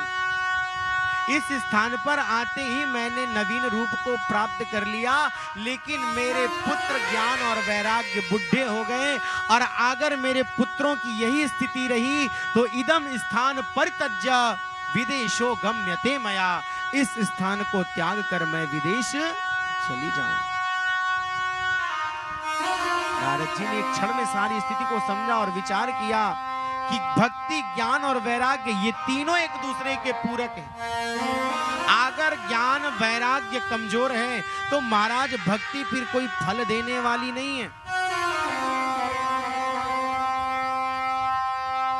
जैसे क्षुधातुर, जब व्यक्ति को भूख लगती है और जैसे ग्रास ग्रास एक एक कौर भोजन अंदर डालता है, वैसे वैसे आत्मा को तुष्टि पुष्टि और संतुष्टि प्राप्त होती है, भूख भी मिटती है, इंद्रियों को बल भी मिलता है। लेकिन प्रत्येक उस ग्रास पर उसको तीन बातें एक साथ प्राप्त होती हैं। ऐसा नहीं कि क्षुधा शांति के लिए एक कौर, इंद्रियों को बल के लिए एक कौर, ऐसा नहीं, एक ही कौर में तीनों प्रकार की संतुष्टि प्राप्त हो जाती है। ठीक उसी प्रकार ज्यों-ज्यों भगवान के चरणार विंद में प्रेम बढ़ता है, महाराज भक्ति पुष्ट होती है, और जब भक्ति पुष्ट होती है, भगवान के स्वरूप का बोध होता है, तो ज्ञान प्राप्त होता है, और ज्यों-ज्यों ज्ञान प्राप्त होता है, भगवान से प्रेम होता है, स्वरूप के विषय में जानते हैं, स्वतः वैराग्य हमारे जीवन में प्रवेश कर जाता है। ये तीनों क्रियाएं एक साथ संपन्न होती हैं। ज्ञान और वैराग्य भक्ति के बिना अपूर्ण है। किस प्रकार? जिस प्रकार एक संतान के बिना मां का मातृत्व पूर्ण नहीं हो सकता, ठीक उसी प्रकार ज्ञान और वैराग्य के बिना भक्ति कभी पूर्ण नहीं हो सकती। आज नारद जी ने भक्ति महारानी को वचन दिया है कि माता जी, आपको इस स्थान को छोड़कर कहीं और जाने की आवश्यकता नहीं है। अरे मैं तो कहता हूं धन्य है ये ब्रज भूमि, जहां पर आने के बाद आप नवीन रूप में प्राप्त हो गई। आपको यहां से कहीं और जाने की आवश्यकता नहीं है।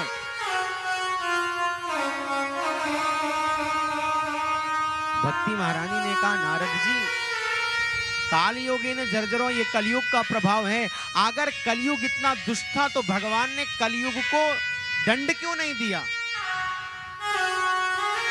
नारद जी ने कहा, देवी, जब भगवान स्वधाम गए तो उस समय राजा बने परीक्षित, और जैसे ही राजा परीक्षित बने, कलयुग परीक्षित जी के शरण में आ गया। जैसे ही परीक्षित जी दंड देना चाहे, कलयुग परीक्षित जी के शरण में आ गया। और हर वैष्णव का कर्तव्य है कि शरणागति या शरणागत आए हुए व्यक्ति को दंड नहीं देना चाहिए, उसको क्षमा कर देना चाहिए। लेकिन परीक्षित जी ने कहा, ये बताओ मैं तुम्हें क्षमा क्यों करूं? आज कलयुग अपने गुण को बता रहा है महाराज कि यत् फलम नास्ति तपसाना योगेन समाधिना तत्फलम लभते सम्यक कलौ केशव कीर्तनम।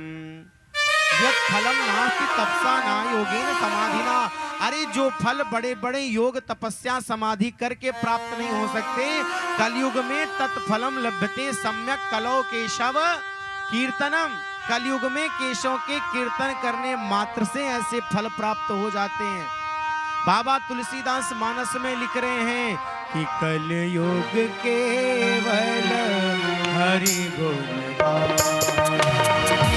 कलयुग केवल हरि गुण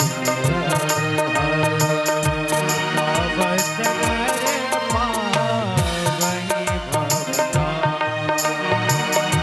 गावहि नर पावहि भवता।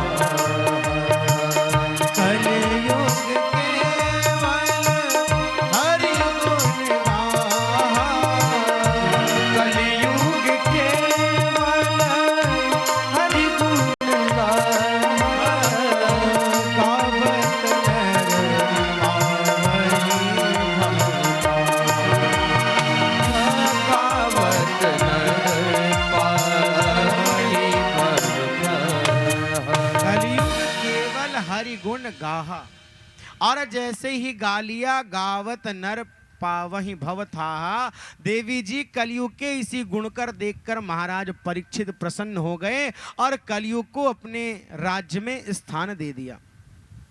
लेकिन जैसे ऊसर भूमि में अच्छे से अच्छे बीज का रोपण कर दिया जाए, कोई फल निकलने वाला नहीं है, ठीक उसी प्रकार कलयुग के इस कलुषित वातावरण में इतना दुर्गुण हो गया है कि भगवान के नाम का संकीर्तन करने का एकमात्र जो गुण था वो भी प्रायः लुप्त होता जा रहा है। आजकल तो भगवान पे ही सवाल उठता है, राम को ही लोग काल्पनिक बनाने लगते हैं। ना जाने किसकी किसकी पूजा का प्रमाण देने लगे, किसकी किसकी पूजा करने लगे। अरे अनंतर काल से पूर्वज जिसकी पूजा करते चले आए, आज तुम उन्हीं राम को काल्पनिक कह रहे हो। राम काल्पनिक होते तो कामद गिरिभे राम प्रसादा, कामता नाथ भगवान हमारे काल्पनिक हैं। बंधवा के श्री लेटे हनुमान जी महाराज काल्पनिक हैं, या हनुमानगढ़ी के हनुमान जी काल्पनिक हैं, या हमारे पूर्वजों की कहानी काल्पनिक है, या महाराज भागवत जी वेदव्यास भगवान की रचना काल्पनिक है। इतने बड़े पुराणों की रचना को लोग काल्पनिक कहते हैं। ये कुछ और नहीं, केवल भेड़िया चाल है, ज्ञान की कमी है। जैसे अंग्रेज कहते थे ना, फूट डालो, नीति करो, राजनीति करो। आजकल वही हो रहा है। एक पार्टियां है ना, तो एक पार्टी कहती है कि हम जनरल के साथ हैं, दूसरी कहती है हम ओबीसी के साथ है, तीसरी कहती है हम एससी एसटी के साथ हैं। और अंदर अंदर वो तीनों पार्टियां मिली हैं, और हमको आपको क्या लगता है, ये हमारे हितैषी है, ये हमारे हितैषी है। रात को जाकर देखो, बंद कमरे में दोनों के सरदार मिलते हैं, आपको नहीं पता बात। लेकिन हम आप क्या करते हैं, अपने ही समाज के लोगों से झगड़ा कर रहे हैं। जीवन भर जिसको मान सम्मान देते आए, मान सम्मान करते आए, उसका मान सम्मान करना छोड़ दे रहे हैं। महाराज, सम्मान देने से सम्मान मिलता है, इसलिए अगर आपके मन में सम्मान की कामना है तो सामने वाले को सम्मान देना सीखो। देखिए, कभी कभी समय के हिसाब से अपने को परिवर्तित करते रहना चाहिए। पहले जब बहुएं होती थी तो सास ससुर खूब शासन चलाते थे, यहां तक का घूंघट होता था। लेकिन धीरे धीरे उन्होंने भी अपने में परिवर्तन किया, घूंघट यहां तक आया, फिर यहां तक आया, फिर यहां तक आया, अब तो महाराज पूरा घूंघट गायब हो गया। तो ठीक उसी प्रकार कभी कभी हमको अपने समाज में एकता बनाए रखने के लिए, आपसी सामंजस्यता बनाए रखने के लिए अपने विचारों में थोड़ा सा परिवर्तन करने की आवश्यकता है। और परिवर्तन ही प्रकृति का नियम है। कहते हैं the changing is the rule of nature. ये जो परिवर्तन है यही प्रकृति का नियम है। तो अगर हमको आपको एकता लाने के लिए थोड़ा परिवर्तित भी होना पड़े तो हम कहते हो जाओ, लेकिन अपने समाज को एक मुट्ठी बनाकर रखो, टूटने मत दो। क्योंकि ये चारों वर्ण हमारे परमात्मा के ही स्वरूप है। ब्राह्मणों से मुखमासित बाहु राजन्य कृत।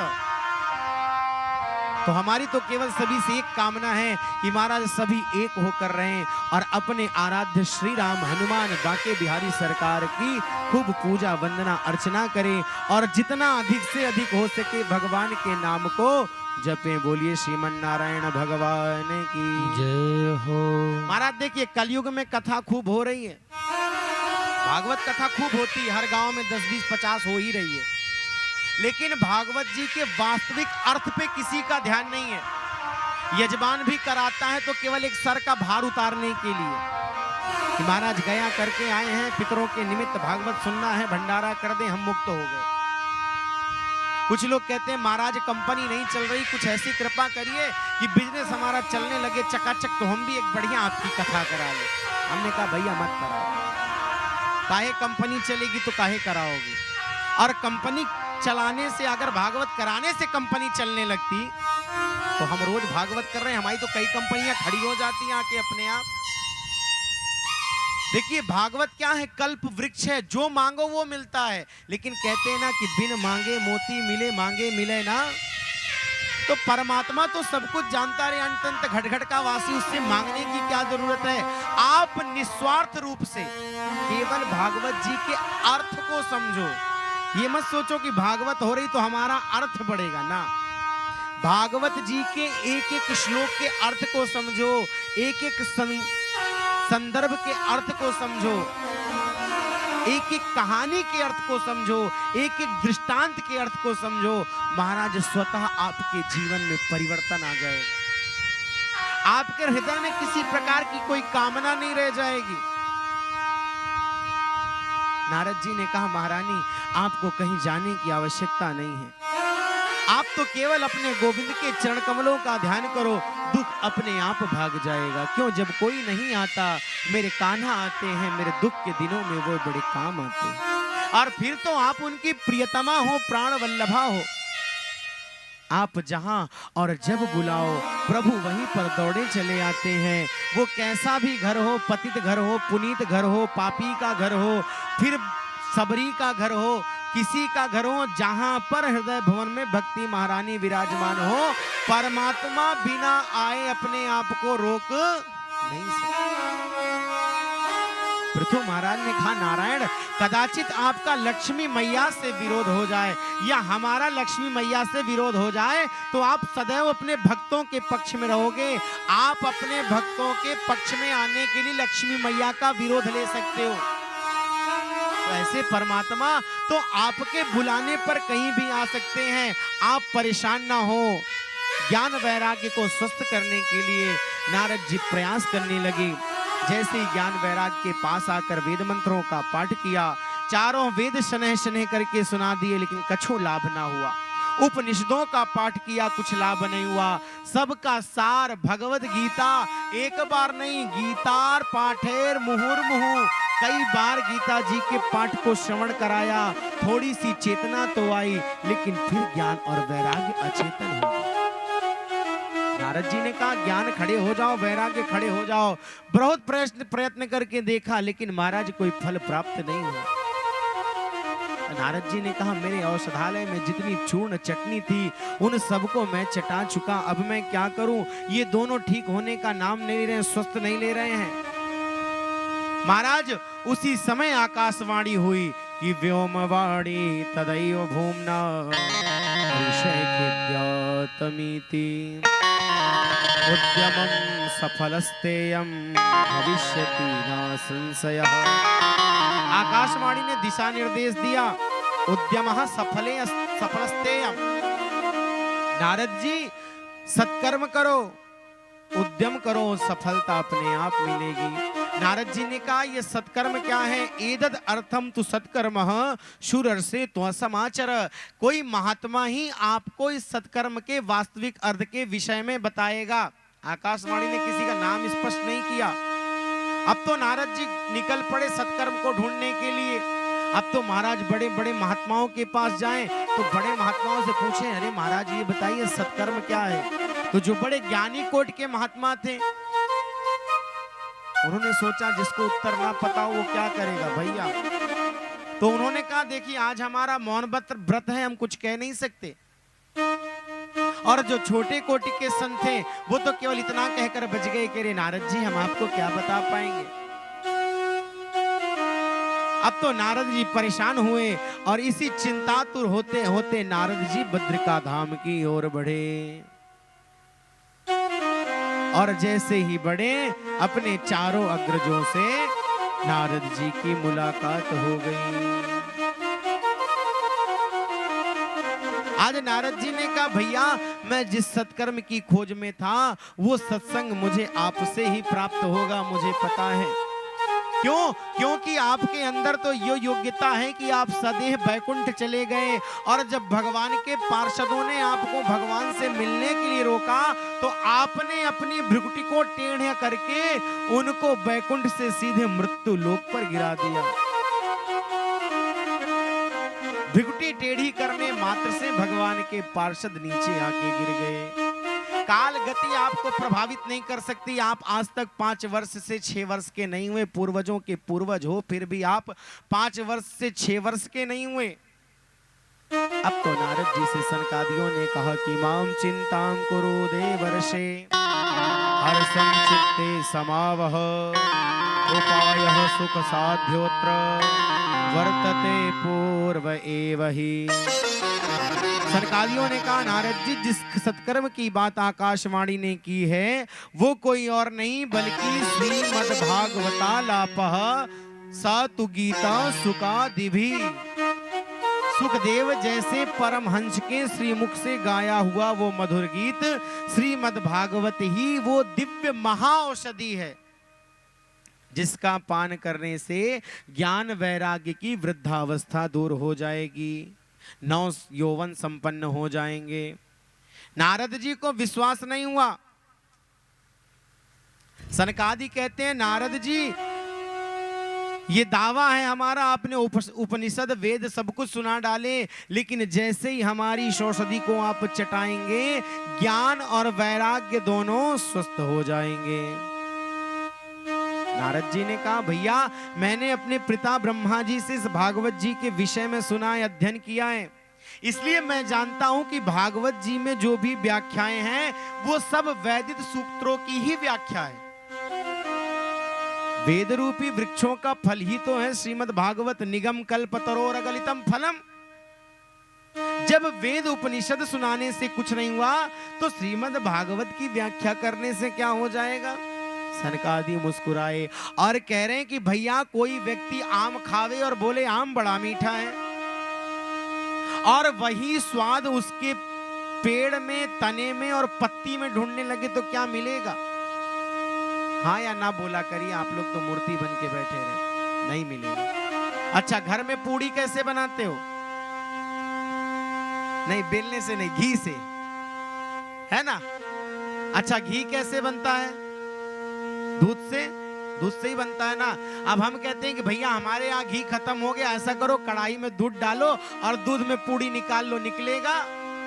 दूध से ही बना है घी, लेकिन जो गुण घी में है वो गुण दूध में नहीं है। किसी ने कहा महाराज जी चाय में शुगर कम लेंगे कि ज्यादा? हमने कहा भैया शुगर की जगह शुगर केन ला दो। शुगर केन को किसको कहते हैं? गन्ने को। चीनी किससे बनती है? गन्ने से। अब कोई कहे कि महाराज गन्ना का टुकड़ा डाल लीजिए और चाय पी लीजिए तो क्या चीनी वाला गुण आएगा? नहीं आएगा।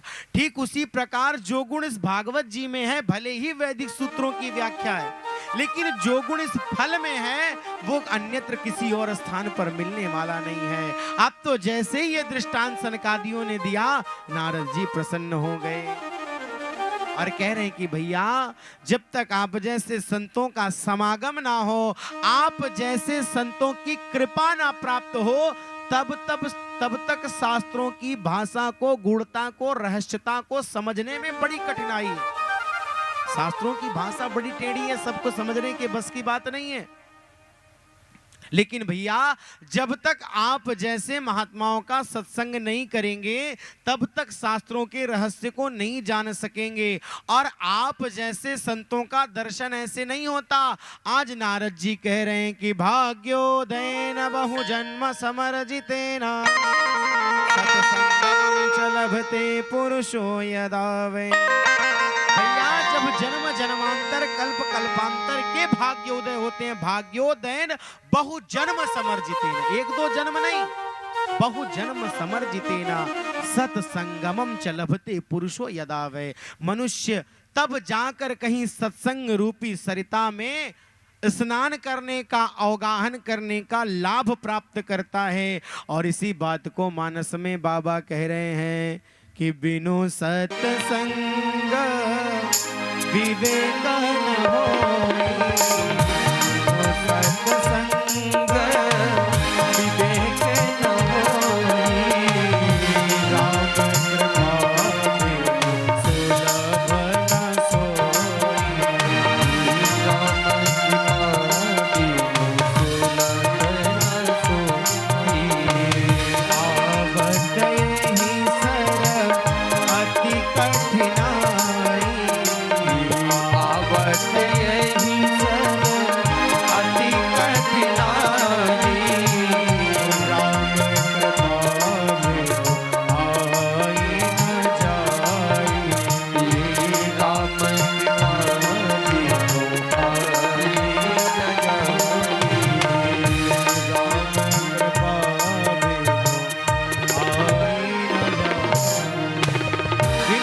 राम विवेक न होई, राम कृपा बिनु सुलभ न सोई। लेकिन सत्संग में भी आवत यही सर अति कठिनाई। देखिए वास्तविक सत्संग जल्दी प्राप्त नहीं होता, प्रपंच खूब मिल जाता है, लेकिन वास्तविक सत्संग आवत यही सर अति कठिनाई। लेकिन जिस दिन राम जी की कृपा हो जाए, राम कृपा बिनु आई ना जाई, जिस दिन परमात्मा की कृपा हो गई, सत्संग रूपी सरिता में सरोवर होने का सौभाग्य आपको प्राप्त हो जाएगा। लेकिन आज नारद जी कह रहे हैं भैया ऐसे लोगों को इस सत्संग रूपी सरिता में सरोवर होने का अवसर प्राप्त होता है जिन्हें गोविंद अपनी कृपामयी चुंबक से अपनी ओर आकर्षित कर लेते हैं, खींच कर ले आते हैं। नारद जी ने कहा, मेरा परम सौभाग्य आप जैसे संतों का मुझे दर्शन प्राप्त हुआ। अब तो मैं आपके ही मुख से श्रीमद् भागवत संहिता को श्रवण करना चाहूंगा। सनकादियों ने कहा, हमें एक ही जगह बड़ी प्यारी लगती है, माँ गंगा का पावन पुलिन तट हरिद्वार, उसी के आनंद तट पर कथा होगी। आज शनकादि, नारद जी इत्यादि सभी पहुंच गए हैं। जैसे ही लोगों को पता चला है कि आज शनकादियों के मुख से श्रीमद् भागवत संहिता गाई जा रही है, भृगु, वशिष्ठ, च्यवन, गौतम, मेधादि सभी ऋषि मुनि, गृहस्थ, संत, स्त्री, पुरुषादि सभी दौड़े दौड़े आए हैं। महाराज दौड़े दौड़े क्यों आए हैं? चाहते तो वो भी सोचते, अच्छा महाराज जी व्यासपीठ पे 4 बजे बैठते हैं, 7 बजे कथा विश्राम होती है, 6:30 बजे चलेंगे, आरती करने के बाद चले आएंगे। लेकिन वो तो भगवान के इस अमृत को पीना चाह रहे थे और सोचे महाराज जल्दी चलें, ऐसा ना हो कि आगे वाली जगह फुल हो जाए, महाराज जी का मुख ना दिखे, महाराज जी कौन से भाव में कह रहे हैं, कौन से रस में कह रहे हैं, इसका ज्ञान हमको हो पाए कि ना हो पाए। इसलिए सभी भगवत रसिक दौड़े दौड़े आए हैं। ये सभी विरक्त संत थे। जितने विरक्त संत थे अपने शिष्य परिकर परिवार के साथ वहां पर आए हैं। आज गंगा तट ऋषियों से भर गया है, सभी जय जयकार कर रहे हैं। कोई शंख फूंक रहा है, जय शब्दो नमः शब्दः, शंख शब्द तथैव चः, गंगा तट जय घोष से गूंज उठा है। बोलिए श्रीमद् भागवत महापुराण की जय हो। अब उसी पावन संतों के मध्य सनकादियों ने भगवान की दिव्य कथा को प्रारंभ किया है। और सदा सेव्या श्रीमद् भागवती कथा, यस्याः श्रवण मात्रेण, क्या कह रहे, यस्याः श्रवण मात्रेण हरिश्चित्तम समाश्रये। सदा सेव्या सनकादि कह रहे हैं ये भगवान की कथा सदैव श्रवण करने योग्य है। सदा सेव्या श्रीमद् भागवती कथा, यस्या श्रवण मात्रेण, इसके श्रवण मात्र से हरिश्चित्तम समाश्रयित, वो हरि आकर आपके चित्र में समाश्रित हो जाता है, चिपक जाता है। अब तो जैसे ही सनकादि अपने मुक्त कंठ से भागवत जी की महिमा गा रहे थे, उसी क्षण एक दिव्य अलौकिक नाम संकीर्तन की ध्वनि सुनाई पड़ी। सबने क्या देखा कि भक्ति सुतो तो तरुणो गृहीत्वा प्रेमैकरूपा सहसा विरासीत्। श्री कृष्ण गोविंद हरे मुरारे नाथेति नामानि मुहुर्वदन्ति। क्या देखते हैं कि भक्ति महारानी अपने पुत्र ज्ञान और वैराग्य के साथ सबके बीच में प्रकट होकर ताता थैया करने लगी, नाचने लगी, झूम झूम कर संकीर्तन गाने लगी। समस्त श्रोता समुदाय भक्ति मैया के साथ भगवान नाम संकीर्तन में लीन हो गया। और वास्तविक कथा सुनने का आनंद ऐसे ही आता है नीचे बैठकर। चलिए हम लोग भी संकीर्तन में लीन होते हैं। श्री कृष्ण गोविंद हरे मुरारे, नाथ नारायण वासुदेव। श्री कृष्ण गोविंद हरे मुरारे, नाथ नारायण वासुदेव। श्री कृष्ण गोविंद हरे मुरारे, नाथ नारायण वासुदेव। श्री कृष्ण गोविंद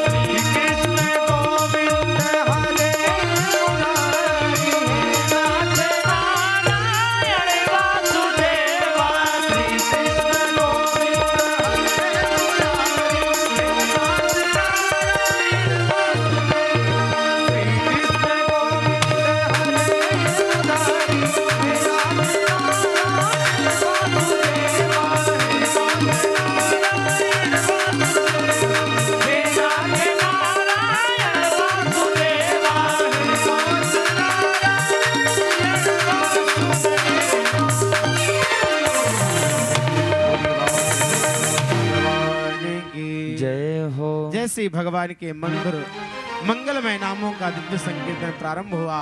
भक्ति महारानी समस्त श्रोता समुदाय के बीच प्रकट हो गई। सभी श्रोता बंधु तर्क वितर्क करने लगे कि कथम प्रविष्ठा कथा मगतेयम मध्ये मुनि नामीति तर्कयन्तः। अरे ये देवी कहां से आई, कब इन्होंने हमारे बीच में प्रवेश ले लिया। सनकादियों ने कहा, जहां पर भगवान की मंगलकारी कथा होती है, भक्ति महारानी स्वतः उस स्थान पर पहुंच जाती हैं।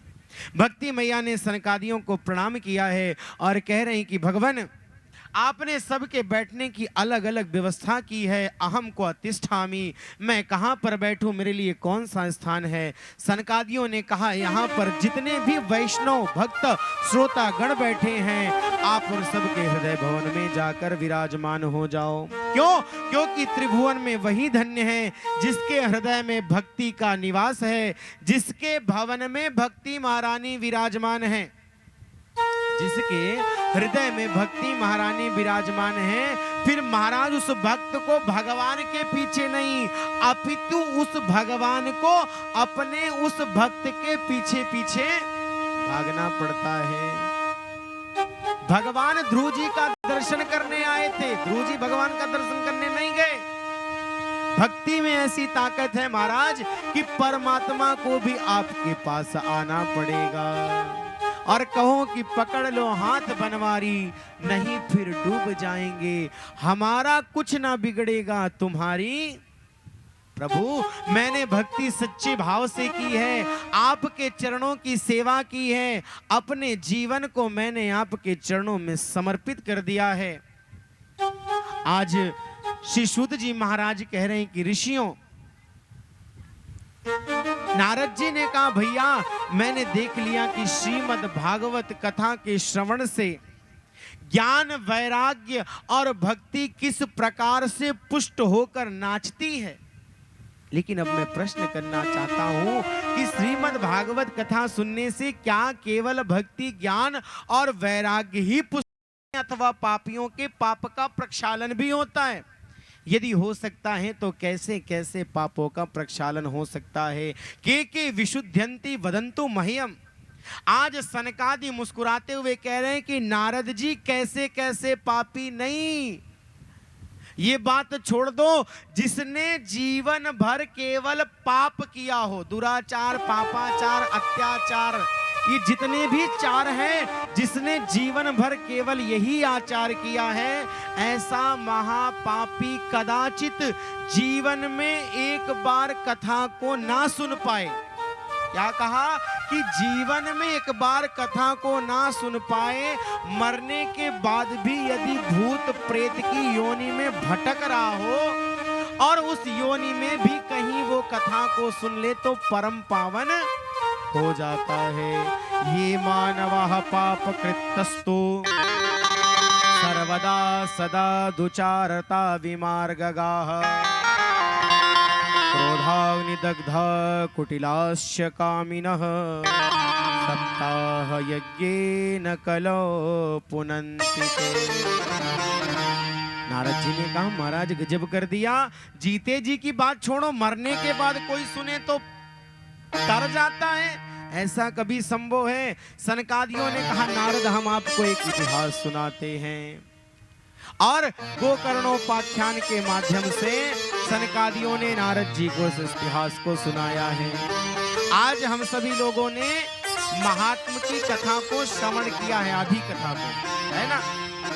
महात्मा पद्म पुराण के 6 अध्याय से लिया गया, जिसमें भागवत जी की विधि और महत्व को बताया गया है।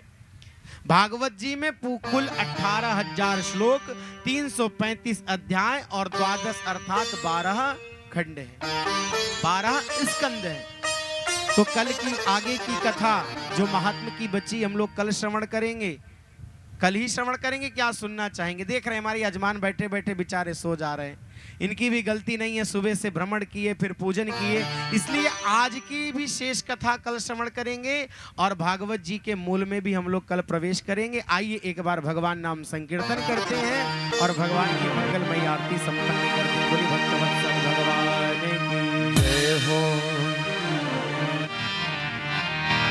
कि जय जय राधा रमन हरि बोल रे, जय जय राधा रमन हरि बोल, जय राधा रमन हरि बोल रे, जय जय राधा रमन हरि बोल, जय राधा रमन हरि बोल रे, जय राधा रमन हरि बोल, जय राधा रमन हरि बोल रे, जय राधा रमन हरि बोल रे, जय राधा उठाकर भाव से दोनों हाथों को पूरा पूरा रमन हरि बोल रे, जय राधा रमन हरि बोल, जय राधा रमन हरि बोल रे, जय राधा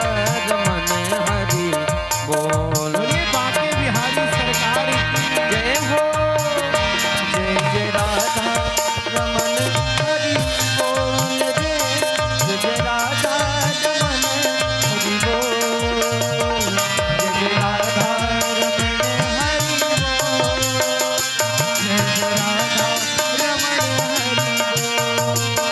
बोल, जय राधा रमन हरि बोल रे, जय राधा रमन हरि बोल रे, जय राधा रमन हरि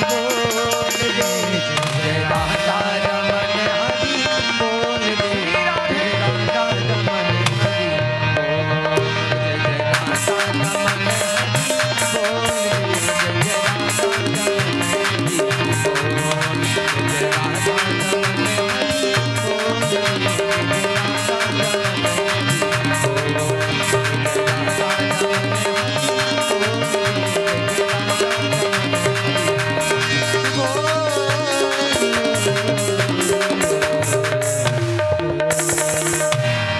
सभी भक्तगण अपने स्थान पे खड़े हो जाएं, भगवान की मंगलमयी आरती संपन्न करते हैं। श्री राधे श्री राधे श्री राधे श्री राधे श्री राधे श्री राधे श्री राधे श्री राधे। ओम अथ ज्वालामालिन्यै नमः, रत्नेश्वर्यै नमः, सर्वोपचारार्थे गन्धाक्षत पुष्पाणि समर्पयामि। ओम यदगुङ्गवेः प्रजननं मे असुदसवेरगं सर्वगणगं स्वस्ते आत्मसनि प्रजासनि पशुसनि लोकसन्न वयसनि अग्निः प्रजां बहुलां मे करोत्वन्नं पयोरेतोऽस्मासु दत्त। श्री भागवत भगवान की है आरती, पापियों को पाप से है तारती। श्री भागवत भगवान की है आरती, पापियों को पाप से है तारती। श्री भागवत भगवान की है आरती, पापियों को पाप से है तारती।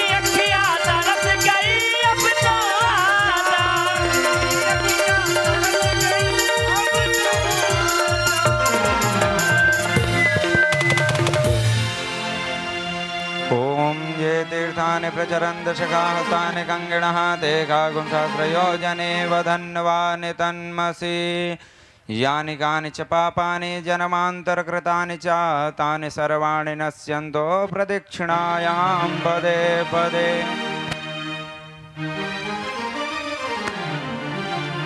जलेन शीतलीकरणं पुष्पे देवात्माभिवन्दनं स्वात्माभिवन्दनम् आरारतिक्यं समर्पयामि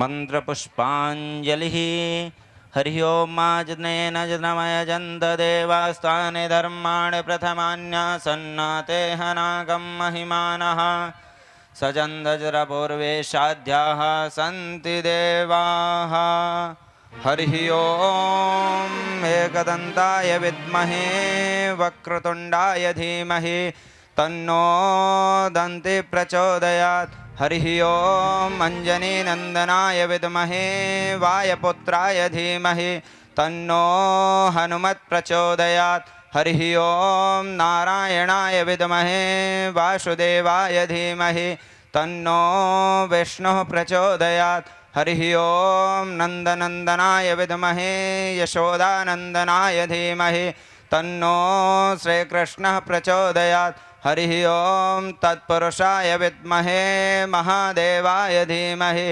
तन्नो रुद्रः प्रचोदयात् सेवन्तिकावकुलचम्बकपाटलाब्जै पुन्नागजातिकरवीरलसालपुष्पै बिलवप्रवालतुलसीदलमञ्जरीभिः स्वां पूजयामि जगदीश्वर मे प्रसीद नानासुगन्धपुष्पाणि यथा कालोद्भवानि च पुष्पाञ्जलिर्मया दत्त गृहाण परमेश्वरः मंत्रपुष्पांजलिं समर्पयामि बोलिए श्रीमद्भागवत भगवान की बोलिए श्री वेदव्यास भगवान की बोलिए श्री सुखदेव भगवान की बोलिए राजा परीक्षित की बोलिए श्री सद्गुरुदेव भगवान की।